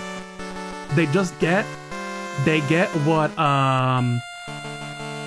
they leveled up for. So if your HP went up by 2, you only get healed by 2, basically. And even then, it doesn't like go all the way up, I don't think. What did I name my party? My party is called Aura. She is the warrior. Taba, short for Tabitha, as my mage. And then Thea for my cleric. Kind of like religious-y, you know? Aura is honest in nature, Tabitha is ordinary, and Thea is helpless. So, like, you can change their personalities, and it probably does benefit you, like, game-wise, but me, I like to think of, like, their personalities as to how I imagined them in, like, if they were, like, in anime form, you know? Aura is straightforward and honest, just straight-up warrior, you know? Tabitha is just an ordinary mage, you know? I imagine her with the glasses, like, kind of blending into the background. And then Thea is a helpless cleric, so she's gonna be clumsy and, like, I don't know, very, very pawn, you know? I think it's cool. I might redo my personality later, though. We'll see. So what was I on about? So in this game, one of the key distinct differences that I had from the remake is that the remake is way easier. I was basically taking these dudes out left and right with not even a single problem. But in this game, you really gotta fight for it. These early guys, like, it's taking you multiple rounds. If you're getting multiple enemies like this, it takes you multiple rounds to take them out. And that's why, strategy and getting like spells and items, equipment that lets you hit multiple enemies at a time is super important, and as is the strategy, basically. But in the remake is so easy that I can just hit attack all and they all die within 1 round. It's kind of crazy. I started off in regular normal difficulty. I think they call it Dragon Quest difficulty. But then I bumped it up to Draconian difficulty. And I feel like by that time I was so overleveled, or I was overleveled to the point where I didn't really feel the battle being hard until much later. I'm at the point where I'm in the main island now, or the first continent you get to after this island, and I am feeling the difficulty start to ramp up. So I think I'll have a better time. But I think I have to basically run on Draconian to get this feeling that I'm feeling right here, that it's like super difficult to attack the enemies. What difficulty did I set it for? I set it for Dragon Quest difficulty, which is like their normal, basically. But now I have it set to Draconian. Okay, our heroes are tired out, so now we're gonna go to get heals, but we don't have to pay for an inn because we can just go back to dear old mom. Ma, you were so late, but I'm glad to see that you're safe. Quick, let's get you inside. Welcome home. You must be tired. I've made your bed. Your friend should rest too. Yay! We love free healing. Okay. And so basically, we just go back out and repeat.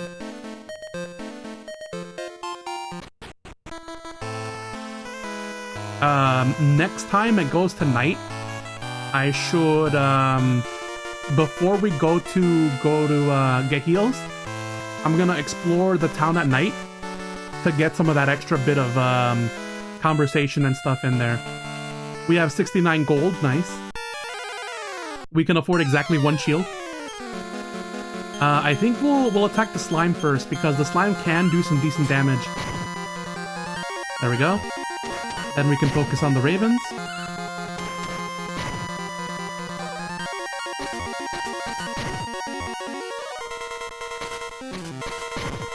This first playthrough, this first stream here, it will be a lot of on-screen grinding because that's just kind of the nature of how it is. I could go to the next town, and I think I will probably do that once we're leveled up a bit more. We'll go to the next town, and then we'll see what equipment they have. I don't think it should be that far different from what we have in this town. Eagle was promoted to level 2, yay! Eagle learned Blaze. Oh, that's right. Let's check our items. Oh, we have Recall?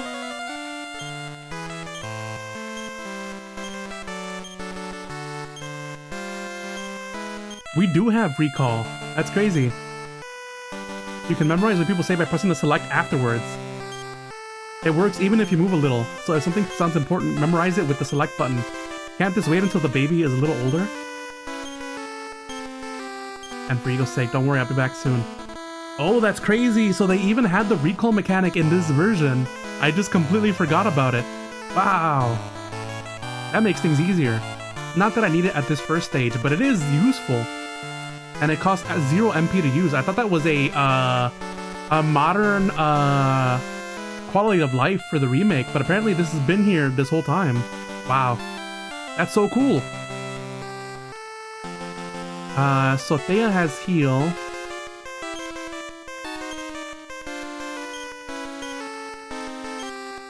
Plan, equipment, reorder, text speed, metal book.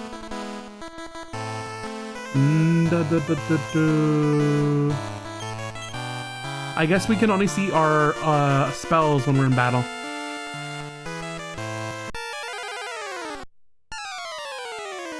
Okay, so now we will cast Blaze on the Raven.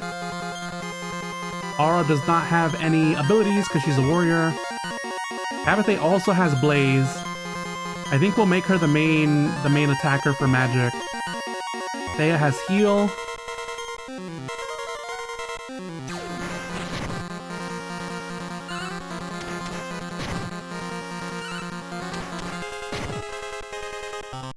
There we go.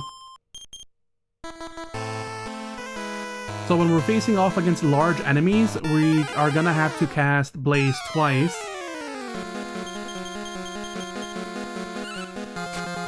You always go with a priest and mage party members in JRPGs, but usually, but you decided to change it up this time. In this game, well, I'm not sure how true that is for this Game Boy Color version, but in the remake, you can definitely get away with not having a cleric, because they give you so many healing items for free, basically, and getting healing items isn't that expensive, so you can definitely just stock up on healing items and you don't have to get a cleric, basically. I do like to keep the mage here in this game because it is advantageous to be able to attack enemies with elemental damage, especially if some enemies are weak to it.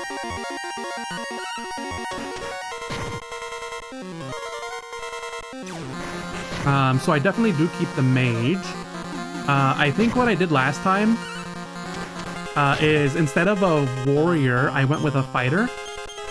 And then instead of a cleric, I went with a thief. Thief is pretty useful too, I think. We learned Expel. We're gonna heal me. There we go. Everyone else is fine. We have 100 gold now. Usually what I do when I'm leveling up is I just kind of circle around the town. On the off chance that we, like, take critical damage, I'm basically just a few steps from town, and I can heal immediately. And then the other thing that I do too is, I stay out until my cleric runs out of healing magic, or magic in general. And then we go into town to restock up, basically. That's a good way to grind. So like I said, this first stream is gonna be kind of grindy. At least on screen, because that's just, there's no escaping it. I couldn't grind off screen here, because we haven't gotten to this part yet, right? But subsequent playthroughs, I will take a day on my own to go and like level up off stream, just to make the grinding a little bit less grindy. You know what I mean? I know that that's like part and parcel with this game, but it's not too glamorous really to showcase all of the grinding. Like when I'm in a new area, I'll do some grinding on screen so you can see the enemy types. But I don't want that to be all the thing. I'm going to do an all-girl team. I like the different designs that you can choose from the party members. So that is one of the things that was really great about the remake, I think, is that they expanded on the options you have for your team members. So yes, you can choose a warrior, but you can choose how they look and then choose their hair color. I think that was amazing. The amount of customization you can do is super great. I love that.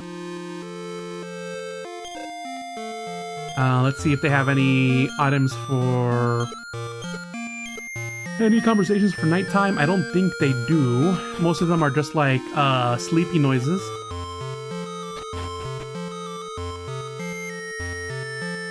Anyone over here? No.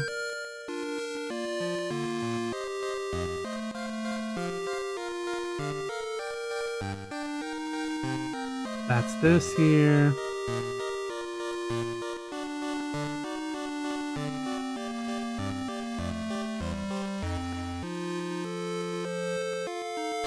Let's check the inn. Are you staying here too? No. Oh, that's right. I met you upstairs in the tavern. Isn't the moonlight beautiful again? What happens if I say yes? That's odd. I wasn't told that I had to share. Yeah, we're gonna be rooming, so make room in that bed. Isn't the moonlight beautiful? Sleepers. Want to go across the sea. Snoozing. Man in the front room, we had a mishap with him making a magic bomb.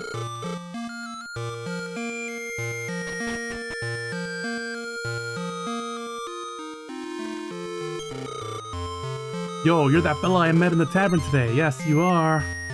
Sure. It don't matter either way anyway. Chilled ale on a moonlit night is about as good as it gets. So true. We're closing up. Sleep it off and see you tomorrow. What I find interesting is that there's no, like, night guards here, you know? What if I needed the town guard? I think they're at the castle. What do you want at this late hour? Why are you in our house? You didn't lock up, so I just thought I'd let myself in. Shouldn't you be home by now? Your mother will be worried sick. The night is dark and scary.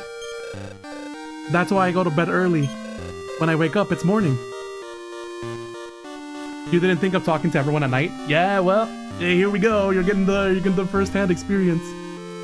They do have some dialogue differences at night. This girl, I like her conversation here better in this version than I do in the remake. She's like, I go to bed early, and then when I wake up, it's morning. In the remake, it's a little different. She's like, I hate the night. Wait, what if I go to bed early? Then I don't have to see the dark. Genius, you know? I feel like a few more steps than what was required.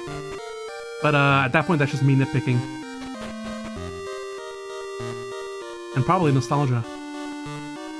Let's see what's over here. His Majesty has already retired for the night. Yeah, and we won't be able to get in until we get the Thieves' Key. Yeah. Even the girl is gone.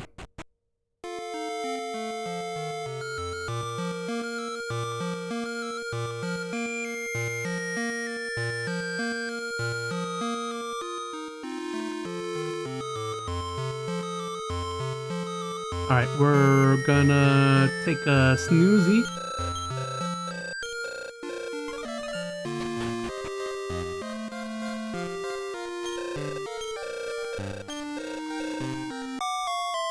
We're gonna rest up. And we're gonna continue on our journey.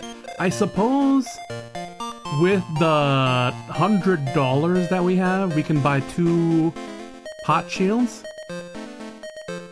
Let me take a look at the prices here. I could also get a leather shield. But those cost 100... No, 90. They cost 90. And they increase your defense by 5? Or is that 4? 4 it looks like. Yeah. And then the pot shield increases it by...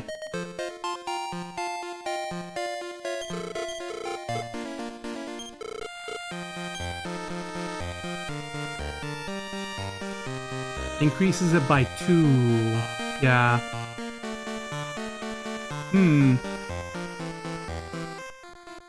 I think we'll be fine, really.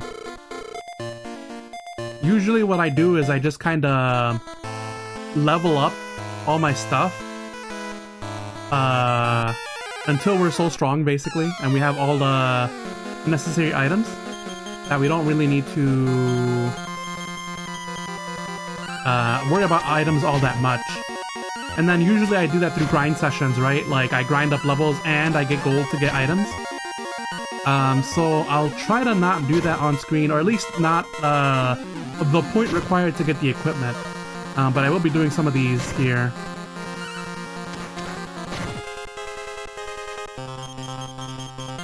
I might meander a bit, actually, make my way up to the northern village, the town of Reeves. Because that's really the only place where we can get heals. I might try to do that now. I don't think it should take too long. Oh my, that's a lot of slimes.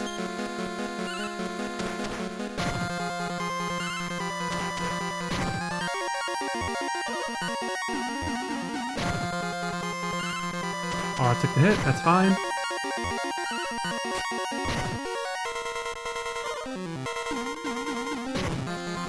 One thing the remake also did well is the fact that it like was able to speed up the battle.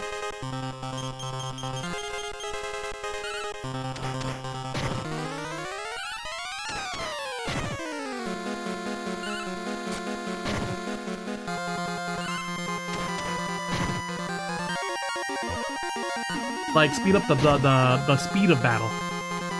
So everything is like faster basically. Parry, I think, is just block, right? It'll block the attack.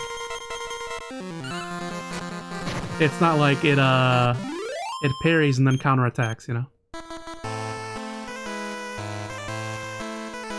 Oh, we're here already. Nice.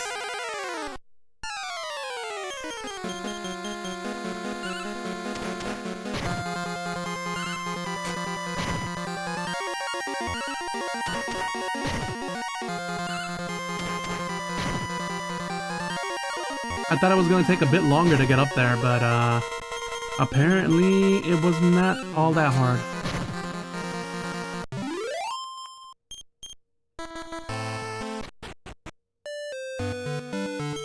Welcome to the village of Reeve. Nice. I love this sound too. This song, the village theme.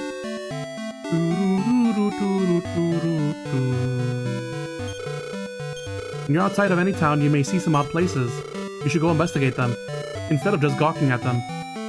So this version also had, like, out of the ordinary places. I thought that might have been a, what's it called? A remake exclusive. I'm guessing this is the end. Beat up lots of monsters, please. They took my mama and papa. Oh no. This kid is also in the remake, and it's also equally sad.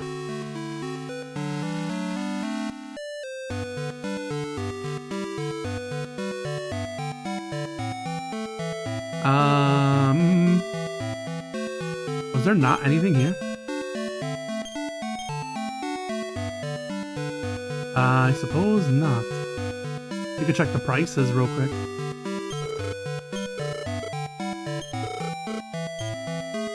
We can get a turban for 160, herbs, antidotes, repellent, and the warp wing. Warp wing costing 25 is crazy because in the remake, they're basically giving it out to you for free. That and healing items.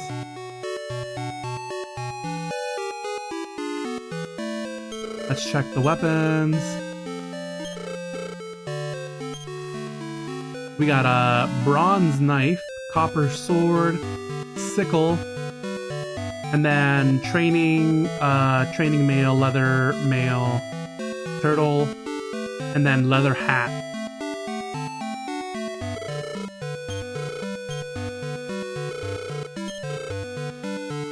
I didn't even check the prices. I was looking at the items. 100, 320 for the sickle. And it only really bumps it up by 4. Well, for Aura, it does it by a bunch, actually, because we have the copper sword, but they have a club, right? A wooden club. So theirs goes up by 7. Yeah. I'm thinking we can just get away with doing the lower level items. So we don't have to really worry about it. And it's not like we're getting hit too hard right now. They made the village of Reeve slightly smaller, I feel like, than in the remake. In the remake, they made it a bit bigger.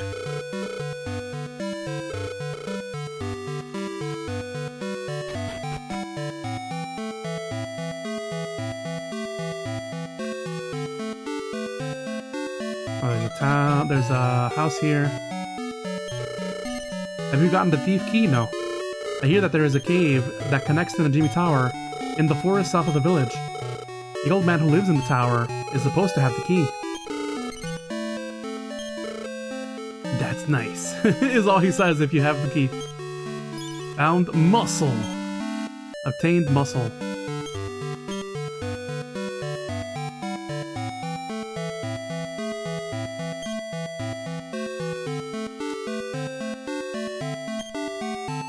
Alters personality, but it doesn't say what does it alter it to, you know?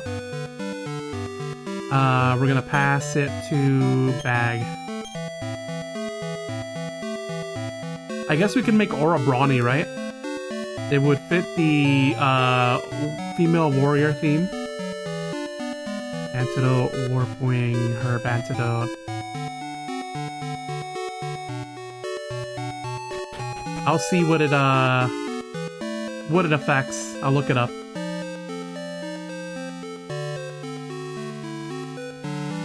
Some houses have like a back door, and if you go around, you know, you can get in that way.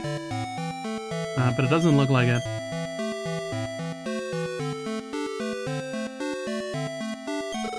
Are you traveling? Oh, from Eliahan, you say. Don't tell me. Are you looking for the magic bomb? Why do all people long to explore for unknown horizons?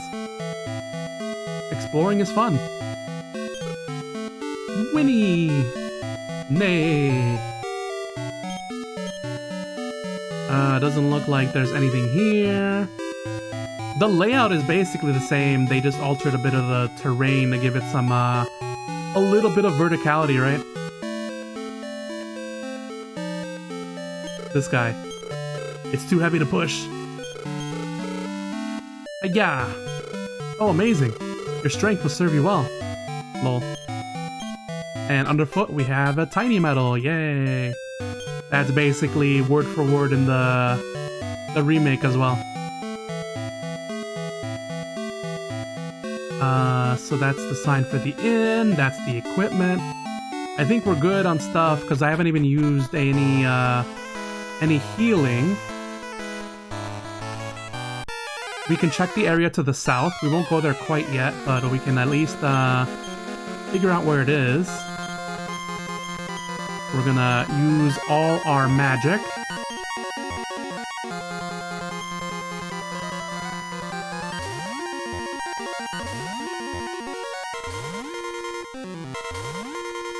So the clerics have the magic expel, and expel basically has a chance to remove them from the fight altogether. In the remake, it works basically 100% of the time, but as you can see here in the Game Boy version, it doesn't have quite the high chance rate that it does. I'm wondering if it also has the same attribute where even if you successfully expel it, you do not get the XP from having fought them.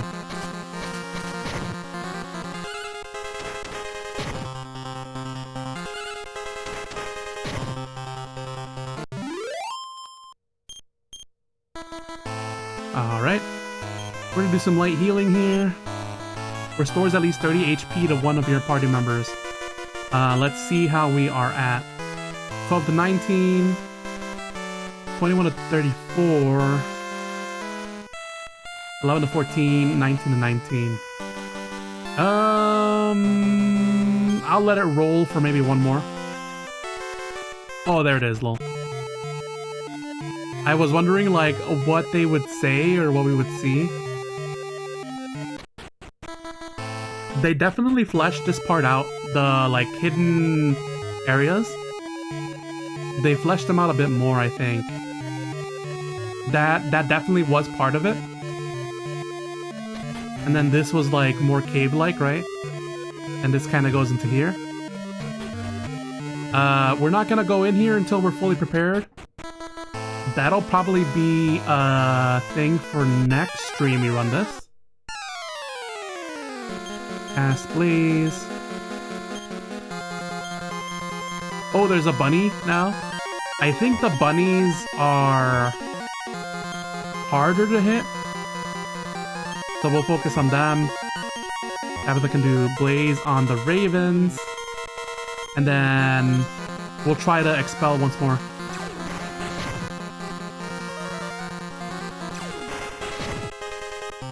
Oh, okay, the bunny got taken out with one. I like the animation effect for expel.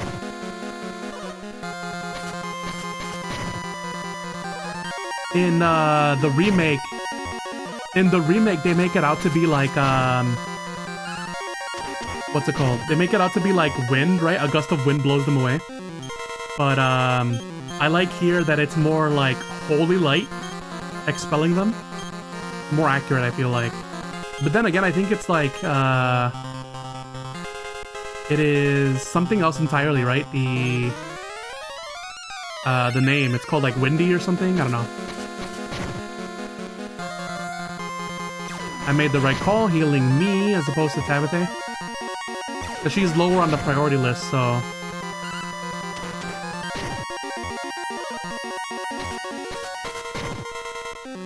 There we go. I'm pretty sure we finish it here. Yeah. Hey, we got the Raven Medal, let's go! These are so cool. I'm sure at some point someone or maybe even Square Enix themselves, has made these medals, I think I'd like one of them or a few of them, right? Depending on who my favorite monster is. The Raven definitely is up there on the top list. Okay, we definitely need healing.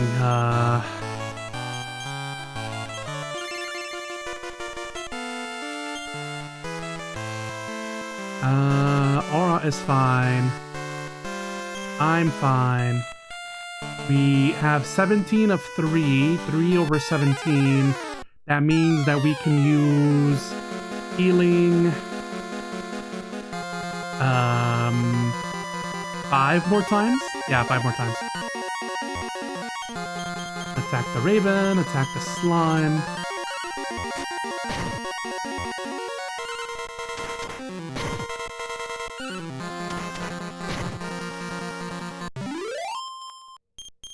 There we go. One thing I did notice though is, why is it that I have my name in all caps? It's like, Eagle! You know? And everyone else has regular naming. That is what you call a noopsie daisy.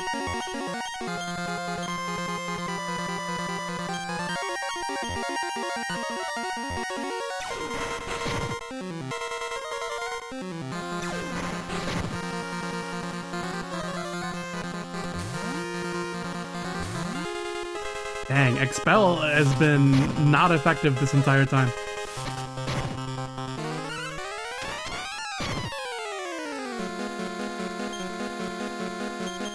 We can take it all out.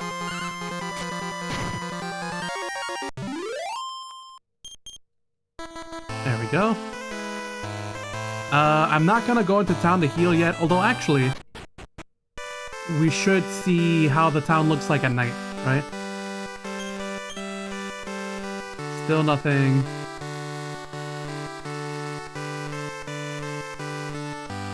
This one's locked. It's funny that in the remake, you can see this building, or like the inside of the room that's locked, kind of like mocking you, you know, enticing you to see like what could be behind this door.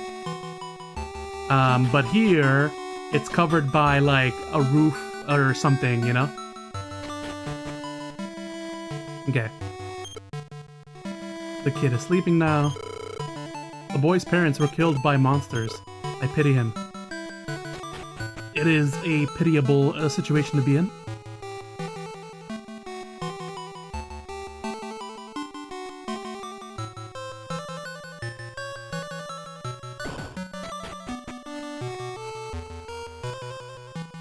Nothing here. I do like the theme changing from day to night. Like a slower, more lullaby kinda.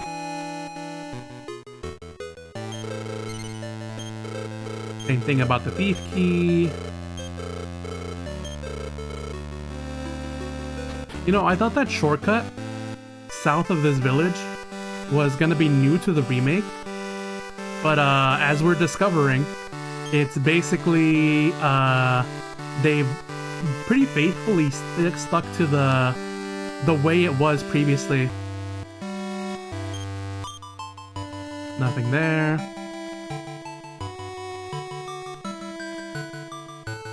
The shopkeeper's asleep. And that's pretty much it. Until we get the key, that is. We're gonna continue our training, although I think I will try to find my way south to kind of explore that area.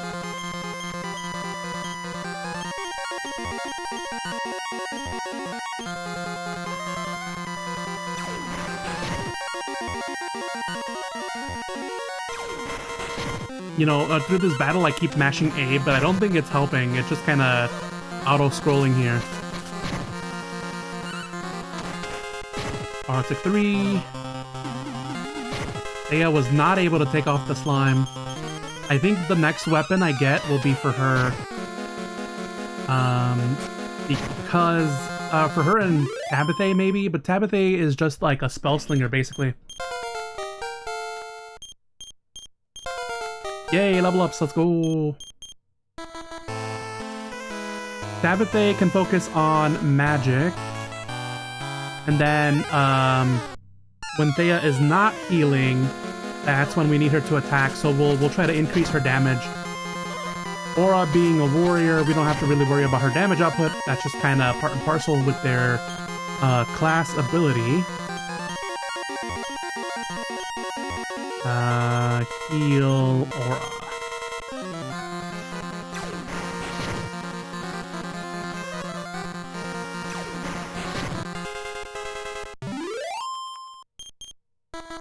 Nice. We didn't get the heal in, so we'll do that now.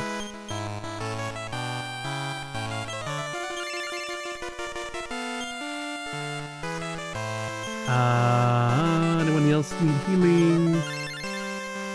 Our squishies could use it, even though it's kind of a waste because the heal spell does minimum 30 heal, right? Blaze. Oh, I'm out of blaze juice. That means that we're gonna have to visit a town soon.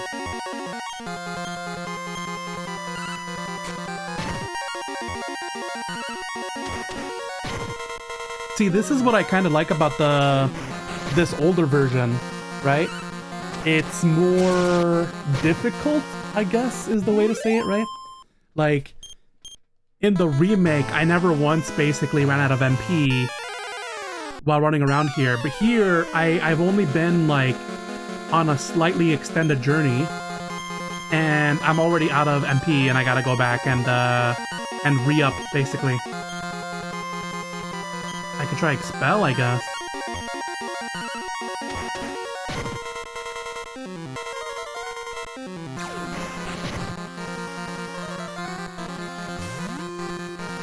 Hey, let's go! It didn't work for that one. Nice. Hey, level 4. Thea has got to be short for something, right?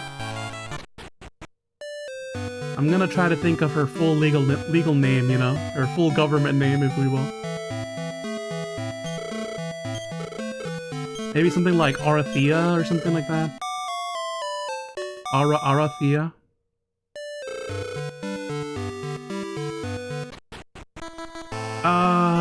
With the items we have, what are we at? 203. We should equip our backline with more weapons. Bronze 80 for 2 is 160. The only one who can wield that is Tabitha. So we'll do it, I think.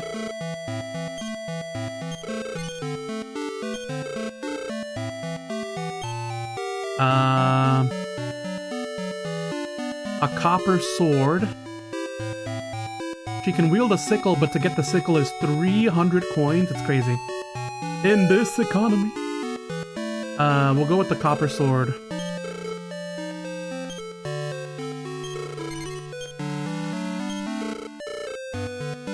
We'll sell.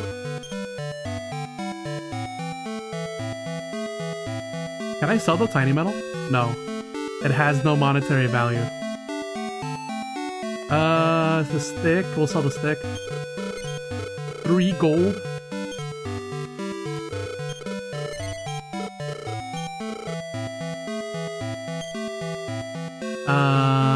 We have a cloth.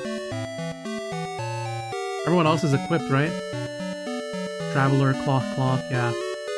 Cloth. We'll get 50 bucks out of it. Strength seed is 180. You know, I could start selling off my seeds for equipment, but that seems to be a losing proposition because those are really helpful. Copper sword. We don't have enough for a copper sword. Or any of the equipment. I think the equipment selection here is better than what it is in Alahain or whatever. So we're gonna keep on keeping on. We're gonna explore the western coast because it's on the left side. We're gonna explore the western coast here. See how far we get. Let's see how Thea's copper sword is gonna get into use here.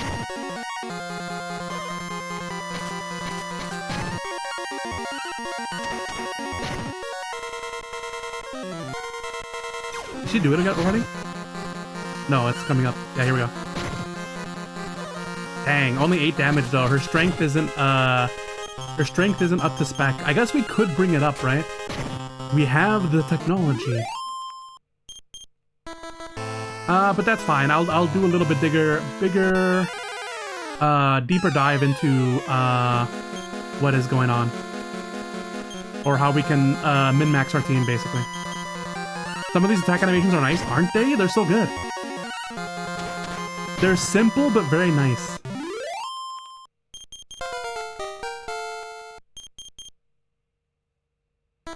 And then basically, as I'm like grinding, the way I can tell that I can progress to the next area is when I can basically like one-hit kill enemies.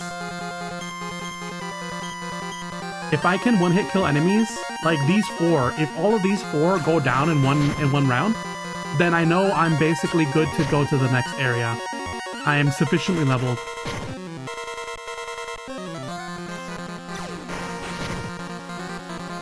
See? We're doing pretty decent, so it shouldn't be long now before we can take on the dungeon.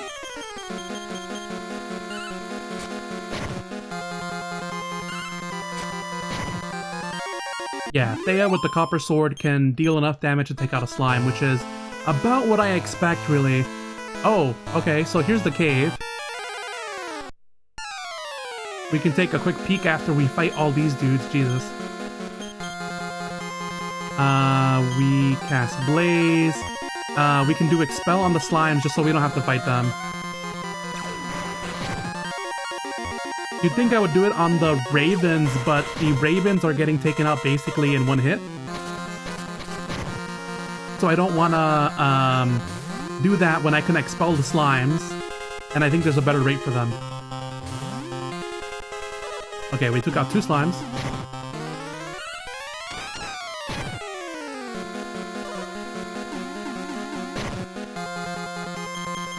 And then we should just be able to all in on the slimes here.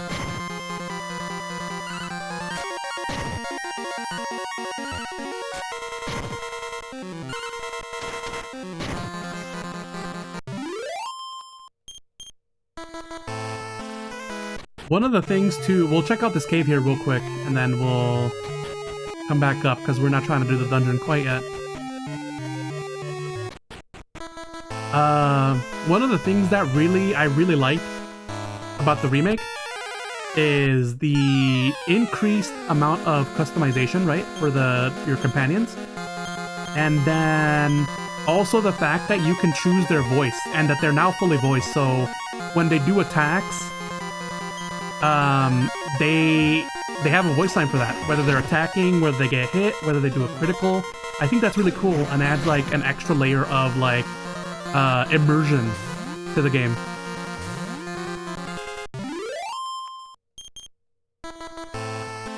So that's a plus for the remake.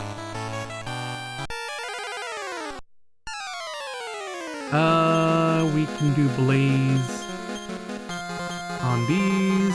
I could do Expel too, but I think I'd rather just fight them. Get that extra damage in, really.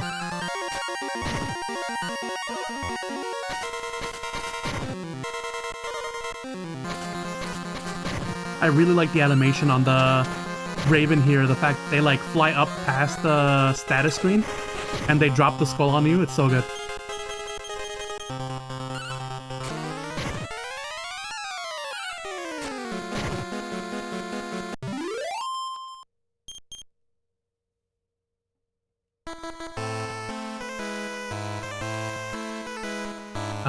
We're pretty much through here. I think I was gonna save the tower until next time, until we were stronger, but honestly, I feel like we're doing okay. I feel like maybe a few more levels, 1 or 2 more levels, and then we should be fine.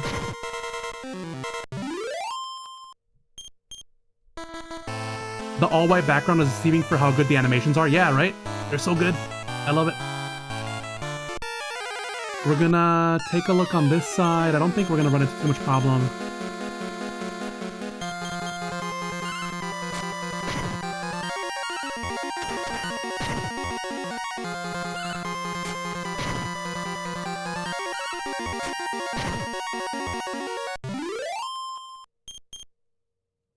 Alright, how's our magic doing? Tabitha has 21, Eagle has 3, and we have enough magic for heals. Does anyone need heals? Let's see how Tabitha's doing. Nah, she's fine. She is the squishiest member, but I guess that's to be expected if she is the mage, right? Mages are kinda more or less glass cannons. Oh, they get first strike. We took one out of that. Took one out of that. Okay. We'll save it. We'll save the blaze for when we truly need it. We'll attack the slimes here.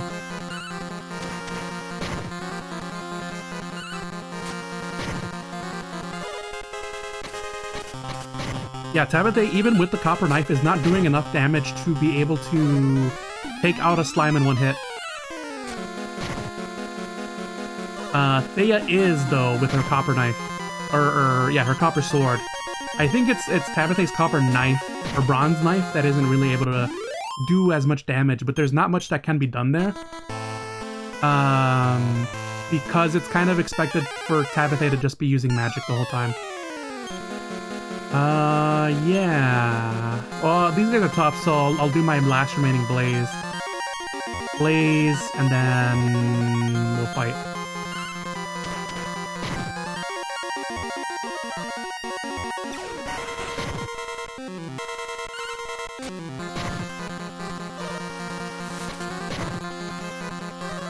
Two damage off of that, so we are getting stronger. 9G.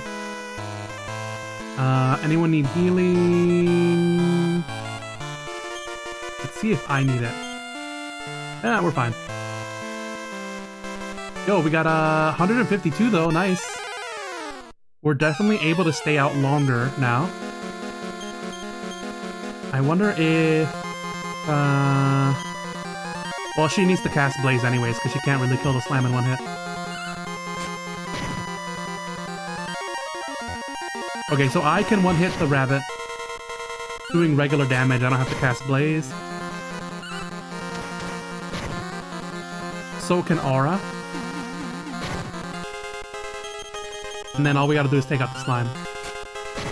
Once we get weapons that can attack multiple enemies at once, these fights should go quicker. But to achieve that, I think the closest item we can get for that is the Thorn Whip. So we would need 5 mini medals.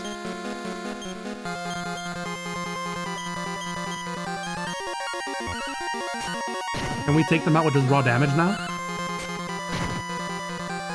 Hey, I can. That's nice. And as long as Tabitha casts Blaze, we're good. There we go. Very nice. Aura's level 5. Let's go check the right side of the island, the east side, if you will. Ah, here we go. These are some tougher enemies here. The frog. Oh, I'm out of MP, right? Yeah. The frog. The frog is called Frogore. Frogore.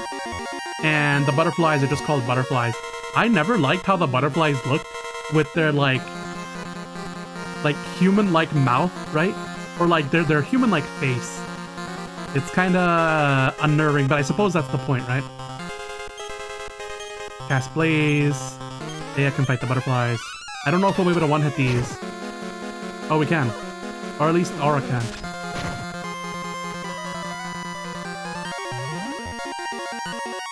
Oh, right, they cast Fog. Fog, also known as Daze, I think.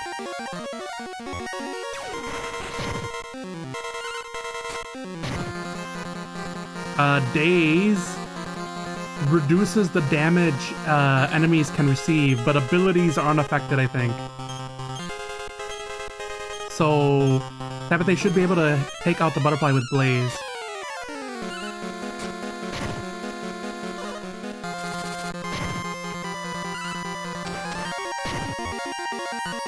Nice, we got it. Tabitha took 3 damage that time. Alright, we'll do Blaze, and then we'll cast Heal on Tabitha.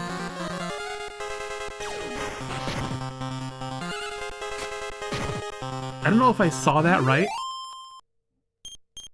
I don't know if my eyes perceived that correctly, but I think if you try to do a spell on an enemy type and that enemy is no longer there, like they were defeated, then the spell does not go on to the next enemy. You have to actively choose who you want to take out. But like I said, I may have not seen that correctly. I was busy seeing what the damage was looking like.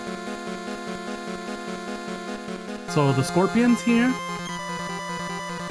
I do not have the mana for that, so we're gonna do this.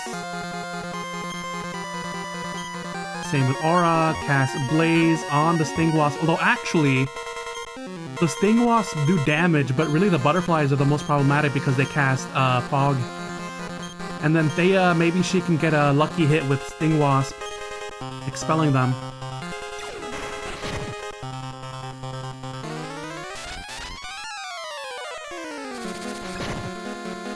Ooh, 6 damage, that's a spicy.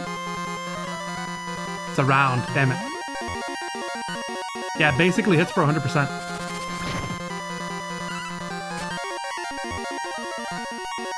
Alright, lucky expel, let's go. No, doesn't look like it. Oh, we got 1. We got 2. Let's go. Now I guess we'll try to fight the Sting Wasp while Aura will cast Blaze on the butterfly.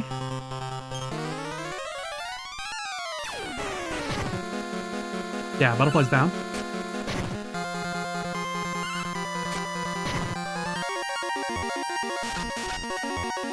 It called for help. And then, I don't think at this stage we get Unfog. And I don't know if there's an item for it, actually. So you just kind of have to deal. Or focus on the butterfly like the first round. There we go. Eagle promoted to level 4. Level 5.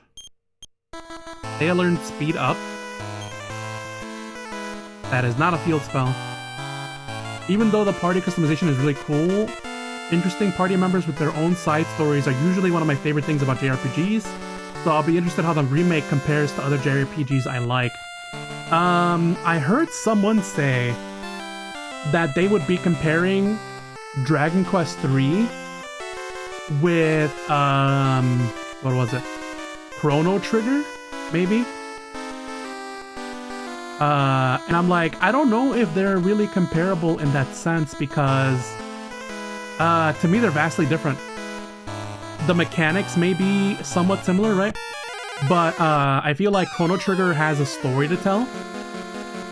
And this game, they kind of set up a story, but ultimately it's you adventure and you fight stuff. And the story is told through each town, right? There's no real, like, cutscenes after this first bit. And all of it's left for you to kind of discover on your own. I mean, I haven't played Chrono Trigger, so I can't really speak to how that goes. But it feels more, like, from what I've seen of it, it feels more cinematic. It feels like there's more cutscenes and there's more, like, story bits to it, right? Especially, like, when you say that there's, characters have side stories, you know? Each companion has, like, a side story to them.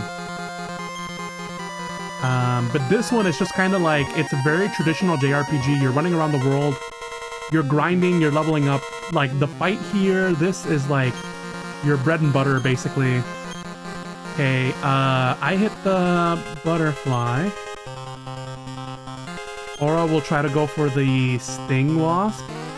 Although I seem to recall the Babel doing damage too.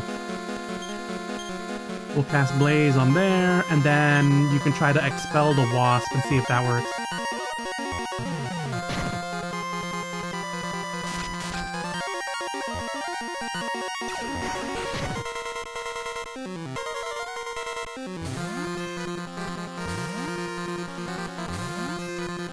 Nope. I do like that the spell, though, takes into account,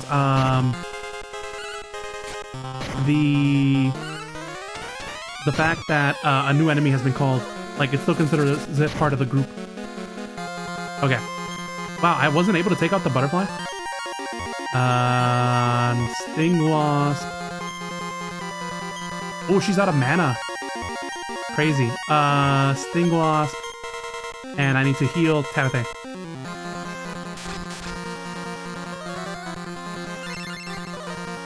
Very nice. Oh, these guys hit for damage. I can imagine all the sweet, sweet XP I'll get.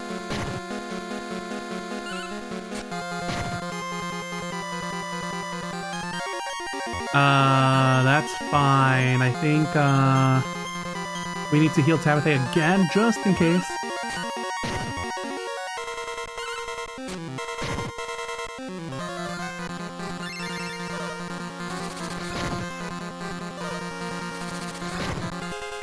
Yeah, I knew it. I knew she was gonna be a target.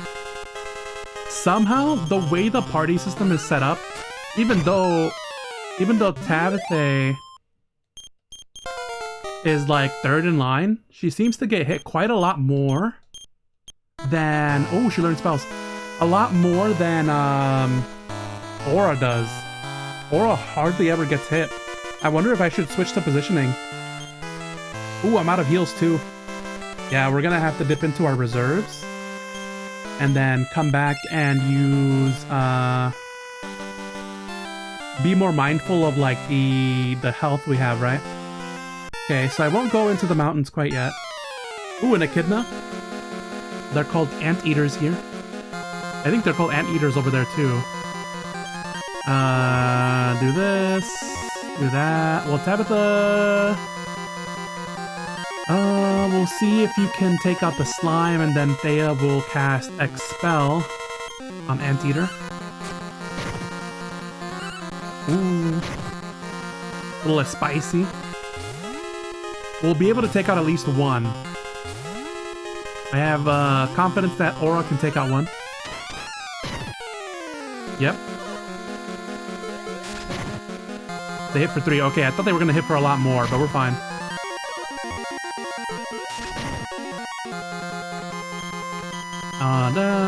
Tabitha can hit the slime one more time, and Thea will attack with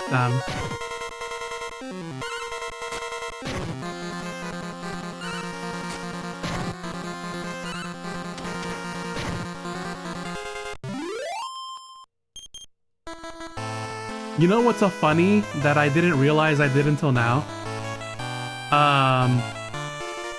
The like OC naming convention that I use for girl characters I play sometimes, Tabitha, right? Our mage is called Taba, and our cleric is called Thea, Tabathea. You know, I didn't think about it that way, but it totally is. I'm just reusing the name in 2 bits. The spelling is all over the place, but I mean it's basically the same, right?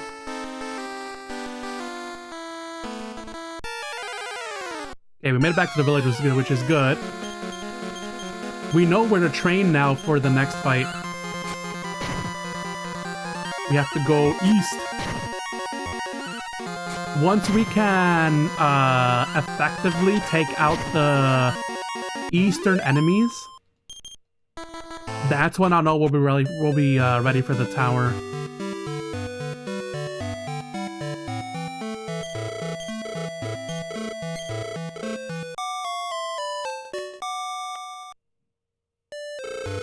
I should check out our equipment to see if there's anything we can get from this. Thea does get hit a lot. Or not, Thea, Tabitha does get hit a lot, so I'm thinking about getting her an armor set. Turtle costs a lot of money. How often do I switch out the party members? Never. Basically never. I'm ride or die with my squad. Although, in the remake, I was thinking about, like, making additional characters. Like the merchant, the thief, and then the jester. Oh, and the monster tamer too, the new classes. So I can see how that is, right? But usually in like these old school JRPGs, I make a character set and then I keep them forever, you know?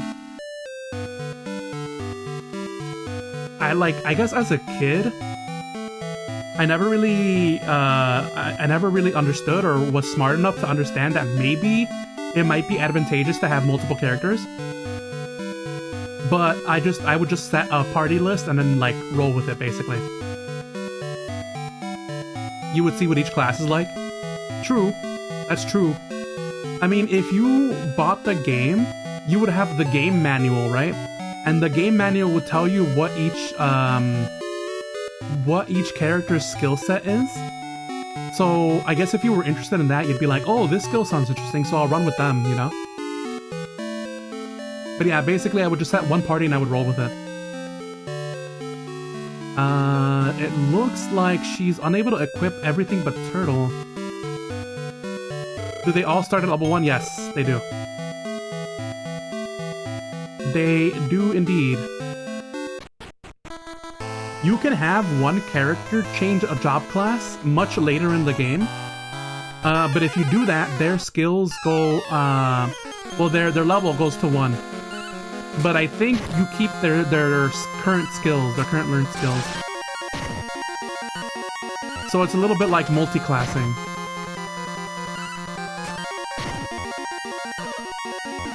At least that's how I think it works. Because otherwise I wouldn't see why you would want to switch skills for someone so late in the game like that. As opposed to just getting someone from the inn, right? Getting a new character. Unless you're role-playing like I am, you know?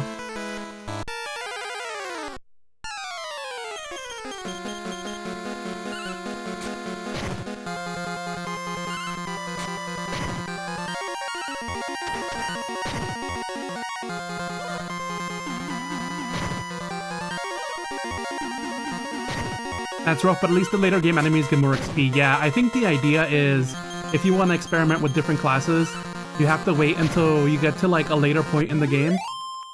And then, like, train up one person at a time with a really expert crew, right? And then one level 1 person. I was gonna look at equipment.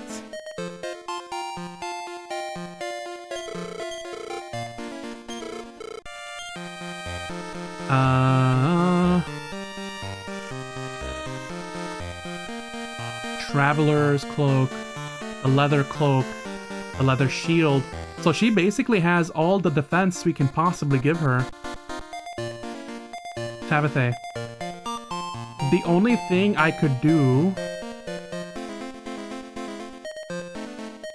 The only thing I can do is possibly see if the pot lid is something she can equip.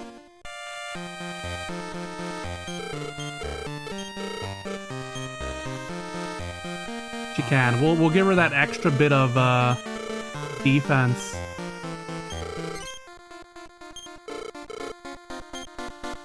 We did use a herb, so we'll re-equip it.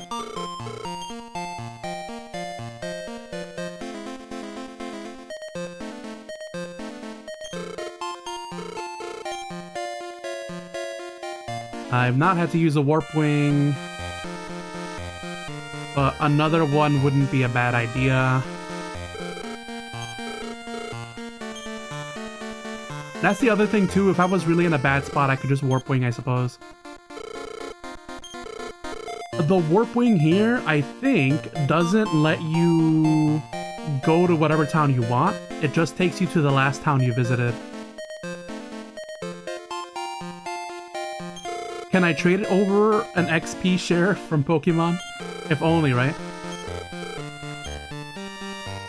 I was gonna say, you know what'd be cool is if you could have the mechanic of Pokemon, right? You go around the world recruiting different companions, and then you bring along like 6, right? And then everyone else stays like at an inn or whatever. And then you just swap them out for whatever you need, right? Depending on what abilities they have. So if you need an all-mage team, you can like bring out your mages. If you need a balanced team, you can balance out your team more. If you need an all-striker team, you know, you could get like a warriors. But I was thinking about that, and I'm like, those games already exist, right? In the form of, like, Fire Emblem. Fire Emblem and stuff like, what's the new one?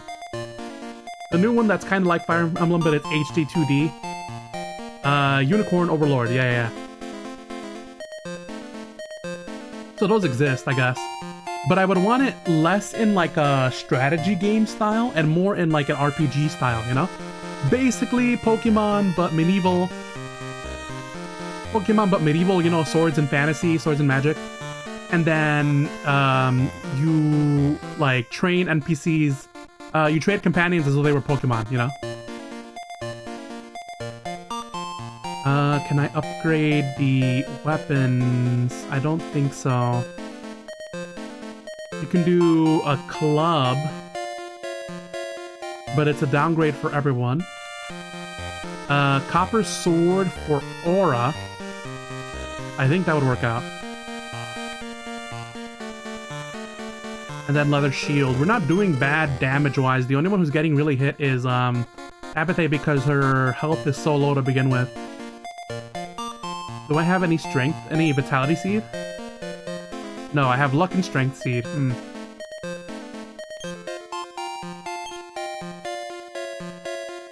What's her vitality at? 10. 10 and everyone else is at least 15, so I get that, I suppose. Then... her int is 16, 21, yeah.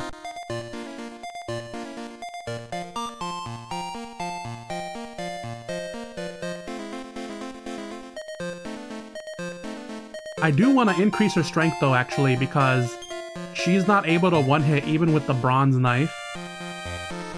I'm gonna give her the strength seed. Strength rolls by 2, so now she should be at 9 strength. Just a bit below Thea, so she should be able to one-hit the slime at least, I feel like, if she ever runs out of mana.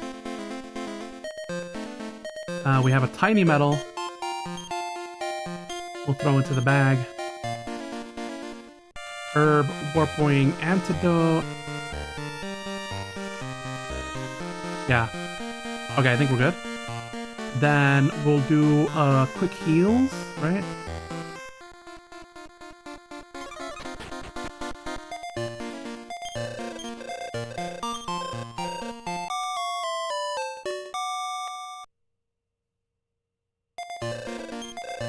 There we go.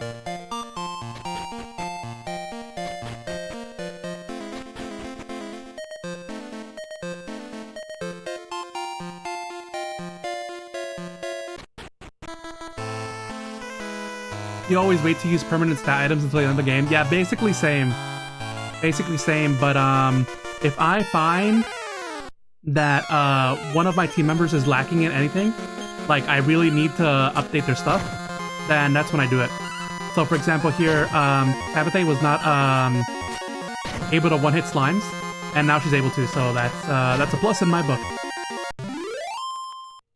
That is a time when I would definitely use it. I wanted to check the prices of this town. Okay, we'll do Anteater, and then the other two can do the bunny.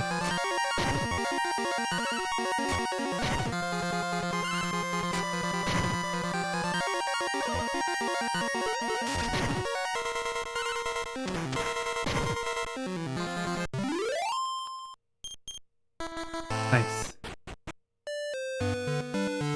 Okay, Turban's 160. Everyone's unable to use the turban. Repellent Warp Wing. We don't need no stinky repellent. We want that XP. Bronze. The copper sword is still 100, so we'll give Aura that copper sword for extra damage.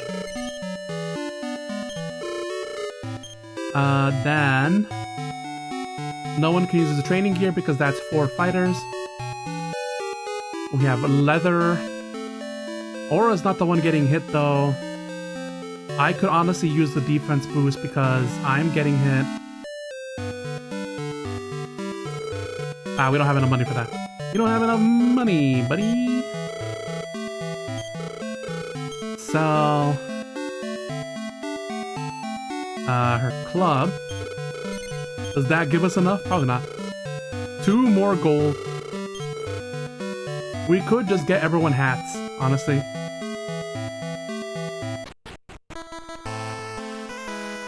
We're gonna go this way. I think Abathe did get another set of skills.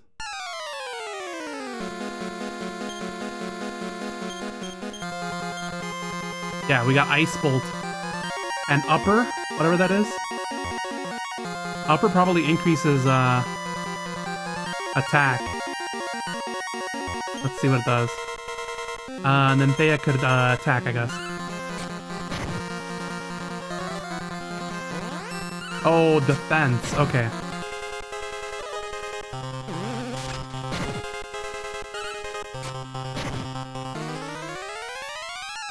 Takes a defensive pose. We'll cast Ice Bolt.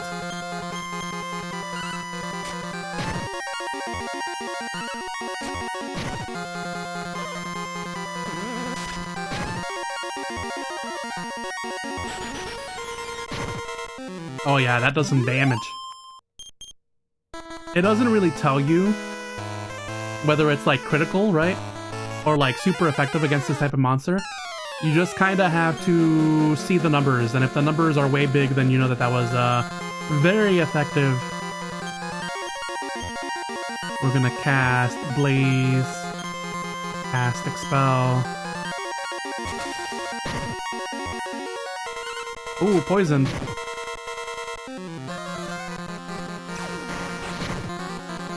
And we don't have the poison cure spell.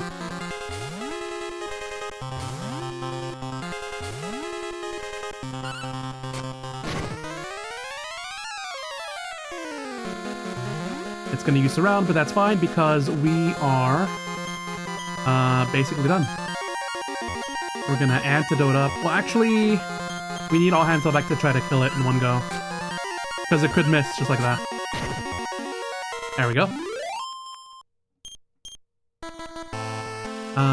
Should still be poisoned, I think. Yeah, she still is. We'll have her use her antidote. We'll fish out an extra we have in our bag. We don't have any extras, so we're gonna have to top back up when we go back.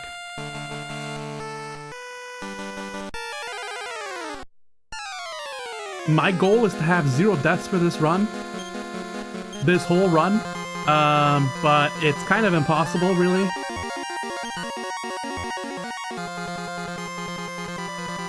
But we'll see how far we can get without having to revive someone. I mean, the whole point, right, is for someone to die because they have a resurrection at the churches. But, what's it called? Yeah, so it's not really a big problem if your characters died. The problem becomes if they all die.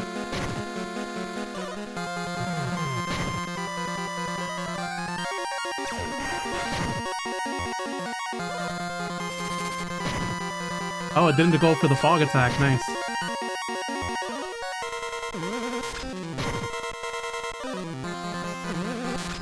You just had an idea that Nuzlocke would work great for this game? You know what? That makes sense, actually.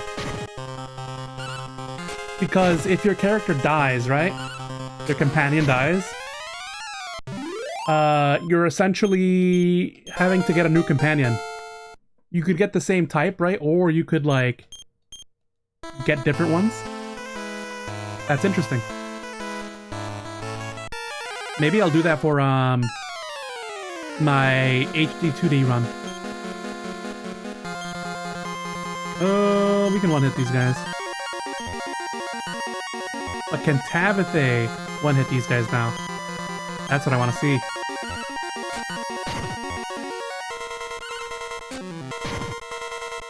It looks like no. So it looks like they have at least 8 HP.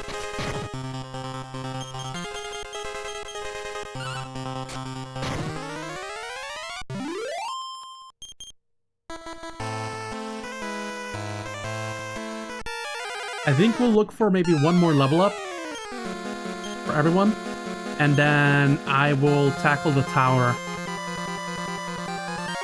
We want to... We'll do this, we'll do this, we'll do this, and we'll do this. Yeah, because I know ice is super effective against the frog. I learned that from the remake. And then, between Aura and Thea, they should be able to take out the bubble slime.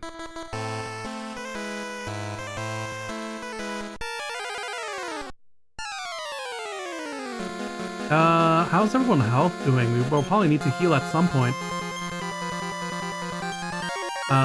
Cast Blaze on the Babble. Attack the Babble. And Thea, I guess we can do a preliminary heal on Aura.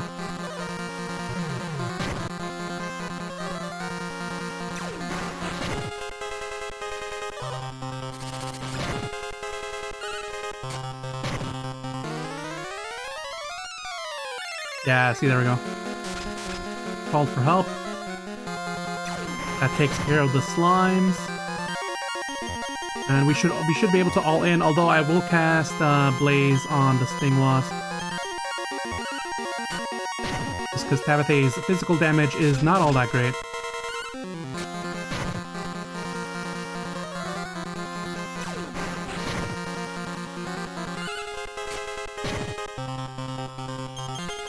And we should be able to all in this.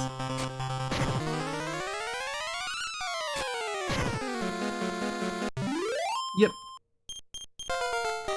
Level 5. Level 6. Okay, so what are we at here? Level 5s and 6. Once everyone gets to level 6, so that's Tabitha and me, I just leveled up. I can't tell how far I need to get to the next one. But once me and Tabitha are level 6, I will go ahead and go into the tower. Oh, I can cast heal now. Nice. Anyone in need of healing? Thea could use it. And we're just gonna heal Tabitha because we can. There we go. Ooh, that's a lot of slimes. Attack the slimes. Cast ice on the frog, and then try to do expel. I feel like we're gonna get poisoned from this.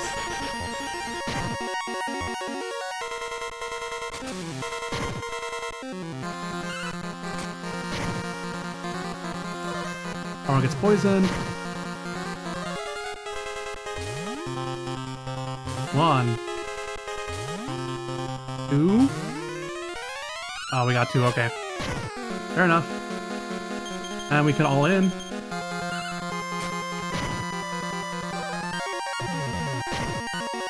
You know what? I didn't pick up more antidotes while I was in town.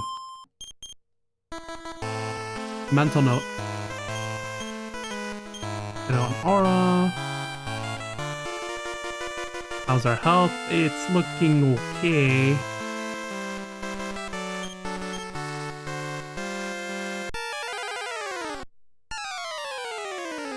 Can we all end this?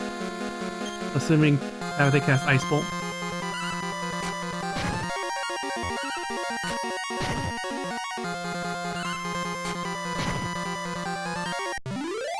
Oh, we didn't even need it. Nice. Okay, level 6. Did not learn any new spells though. I think part of what I find interesting is for the mage, in the remake, for the longest time, you only get the fire spell. It's not until like a bit more later that you start unlocking the other spells. And then the cleric gets access to anti-poison and anti-confusion, like, way earlier, too. Okay, so Tabitha should be able to take out the frog, and then everyone else will focus on the butterflies.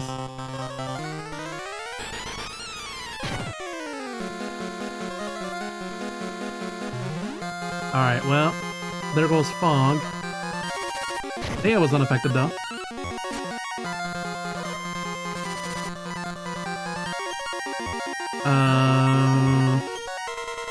We can cast Blaze, because that's unaffected.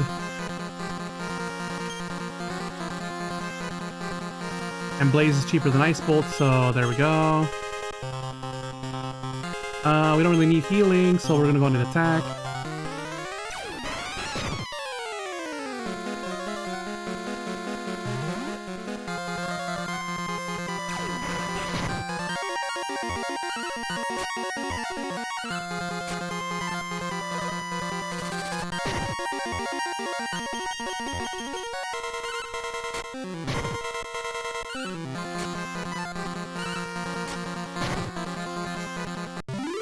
There we go. Healing, poisoning, no. Although, I can heal myself. Then I'm out of mana, right? Yeah. Then Thea will heal Tabitha. I gotta remember to use the Warp Wing, but then again, the Warp Wing is hella expensive, so I don't even want to consider using it unless we're like in dire straits, you know? How are we gonna do this? I can take on the Babble, Sting Wasp, although we need all hands on the Butterfly because they cause damage. Then Blaze, and then there. Even if we take damage from the other two or poisoning, we can counteract that, but Fog makes things harder to hit.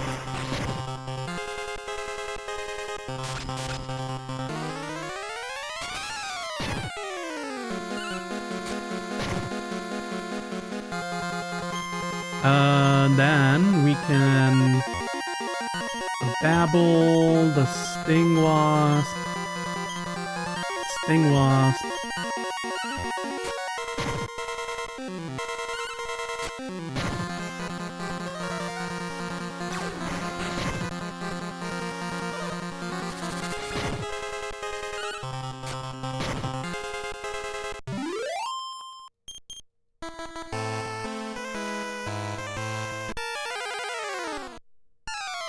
Ooh, purple rabbits.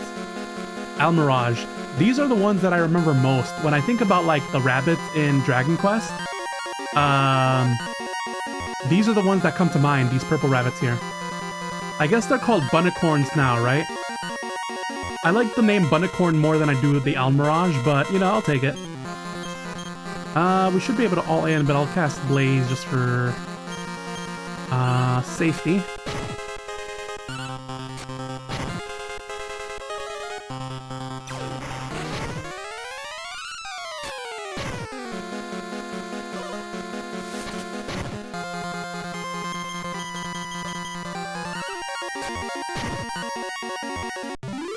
There we go. Why is it called a Babble? I guess maybe they were trying to make some kind of pun on bubble, right? But it beats me, really. How do we do this? Sting Wasp, and then everyone else can do the Babble with Blaze on one of them. We can try Expel.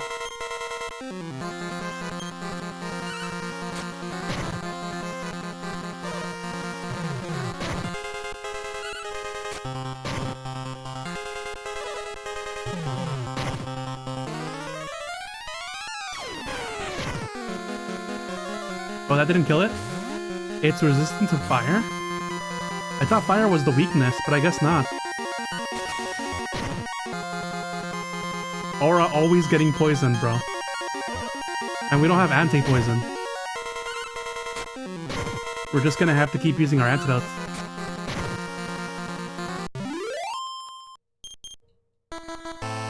Okay, and that leads to the spring. so...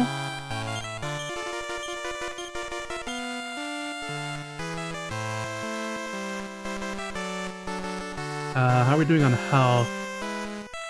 How are we doing on NP? NP is still holding up fine, so we could walk back to town, really.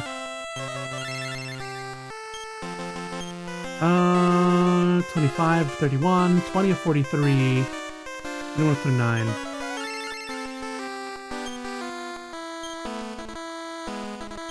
We'll be fine. We can walk back and save money. Butterfly, and then everyone else on the aura. Or sorry, on the Babel.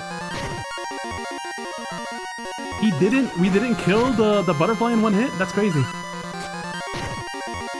I guess we're not as strong as I think I am.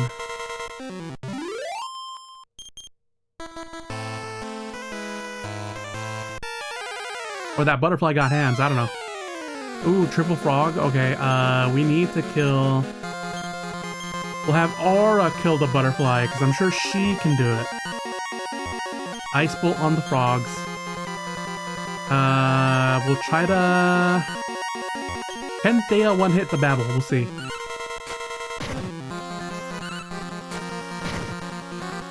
Nope. Okay, but that takes care of one frog. I was thinking maybe I could do Expel on the frog, but I guess we're just gonna have to deal. Oh, we didn't get to the butterfly before it fogged us.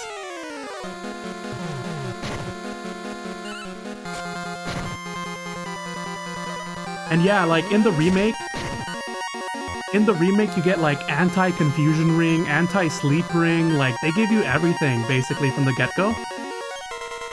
And in this game it's just like, nope, you have fog now, you're just gonna have to deal. Too bad for you. You know, rely on your mages. Essentially. Ice Bolt the frog. And we need we need Thea on healing.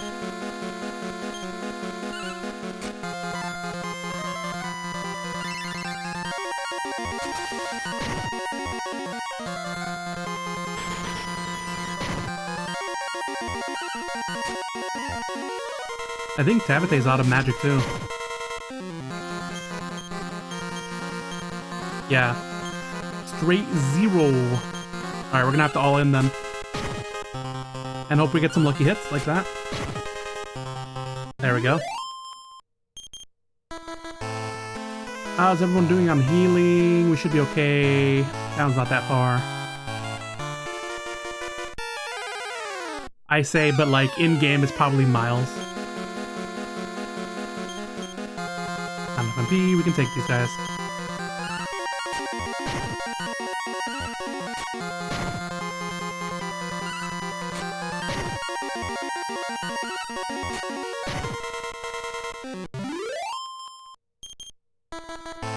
We're doing on money. 475. We can definitely upgrade some stuff.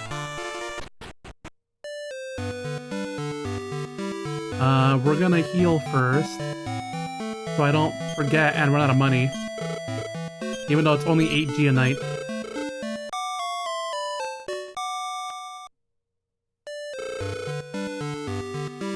Then we need to restock our items too. I need an antidote. Aura needs an antidote. Everything needs an antidote. We'll probably just get 4 antidotes for everyone.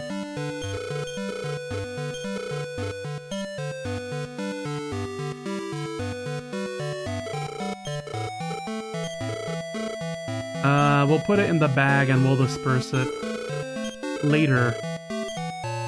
What about Herb?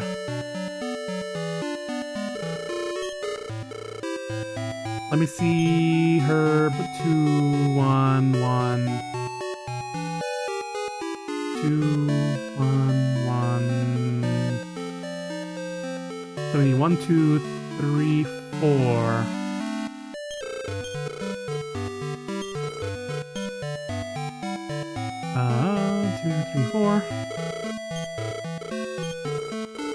Put it in the bag as well. Okay, so that leaves us with 395. We'll see if we can get some equipment.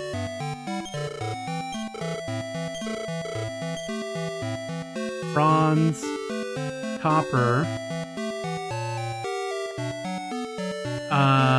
320, so we can get a 6 sickle, right? But it only really updates it to 4 for all of our copper sword users. That's not big enough to warrant a 320, I feel like. Leather armor would increase by 8 for aura, so we can do that. Same thing for Thea, but Thea doesn't take too much damage. All that much, I feel like.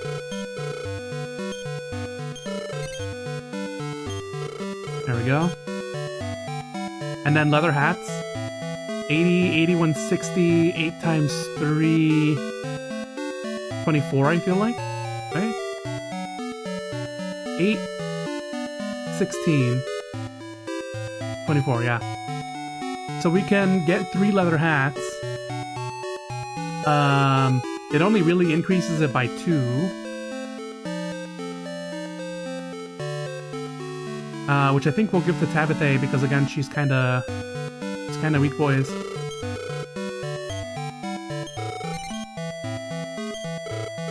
There we go. Who else could probably mostly benefit from this?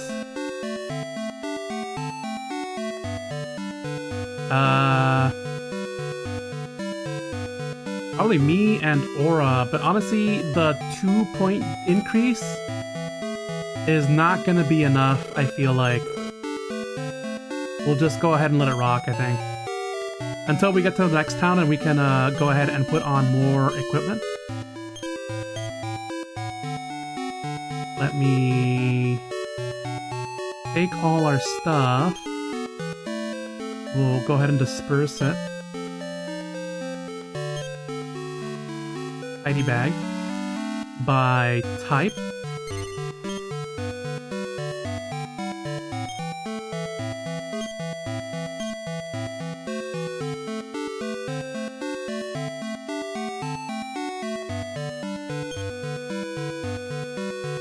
So herbs for antidote 4, so pass it to Aura.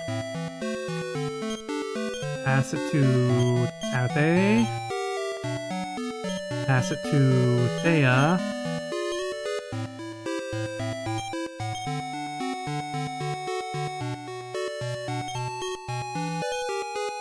And then antidotes. We all get 1.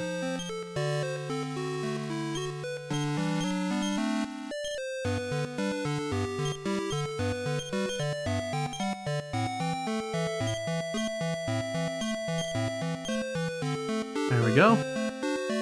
We have tiny metal, luck seed, muscle, cloth. We can sell the cloth.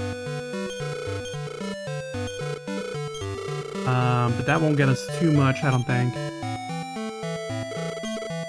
7. Yeah, and then we'll just save our money for a rainy day. I feel like at this point, we'll be good enough to take the tower. But I feel like 45 minutes really isn't enough. Because it's kind of like it's a dungeon. It's a dungeon proper. So we will be ducking and weaving in and around corners, checking corners for treasure chests and all that, so I feel like we're just gonna go ahead and call it here. And then we'll pick it up next week, essentially. This game will be replacing Xenoblade Fridays. I'll give it more time. Xenoblade Fridays! We're replacing it. We're replacing it with Dragon Quest. I'm gonna have to find a new soundbite for Dragon Quest. Probably something like the you know, really quick. We're gonna be replacing Fridays for Dragon Quest, so we'll be go ahead and playing this. And basically, we're gonna keep playing this until the release of Xenoblade X. I feel like we should be able to finish it in that time, especially if I'm grinding off screen. Because that's like the biggest hurdle, really, is just making sure that you're grinding enough to be able to keep pace with the monster levels. So yeah, we're gonna go ahead and do that. next week, I feel like, and you know, I gotta knock on wood here. Next week, we should be able to go back to a more regular schedule of Monday, Wednesday, Friday. I did mention it before, but Monday's probably gonna be Dark Souls. Wednesday, I'll either alternate Resident Evil 2 or Overwatch, you know, while the Overwatch Classic is still ongoing, you know? So maybe I'll do that. And then Friday, we'll be back at it here with Dragon Quest. That's what I've got going so far. Yeah, I'm also kind of working on setting up some like some more collabs or something. Well, not more collabs because I haven't really done one yet, right? Like doing more multiplayer games like with people, and then also seeing if there's anyone who would want to do like a collab as like a 2-player game or something. I gotta get myself more out there, you know? I gotta market myself more to increase my audience, as they say. So I'm kind of thinking about that, and if I do something like that, that'll be the Wednesday slot, I feel like. Unless scheduling makes me want to do it at some other point too, so we'll see. We'll see, but I've got some stuff cooking up in the works. Stuff I've been wanting to do, right? But I will let you know, and the way I let you know is through my Twitter, at EagleVTuber, exactly how it sounds. If you need the link for that, that is in the About description on my Twitch channel page, as well as my YouTube bot channel page, also in the About section of my Twitter About page. So go ahead and take a look at that. I still have not made the... Well, actually, the playlist for Xenoblade should be complete, because I went ahead and uploaded everything, so if you want to go back and get some nostalgia for our Xenoblade playthrough, you certainly can do so. What I didn't do was I made a playlist for, what was it? I was gonna do a playlist for something, but I totally forgot. I think it's gotta be like, Overwatch, maybe. But I'll have to take a look at that. I will probably be grinding off screen for levels and stuff like that before we hit the tower, just to make sure we're absolutely ready to go, as well as ready for the next section. So that's what I'll go ahead and do, and then we'll just we'll come back at it next week. Yeah, that's all I got for you guys basically. We'll send us to the ending screen now. Here we go. This has been Eagle, and I'll see you guys in the next one. See ya!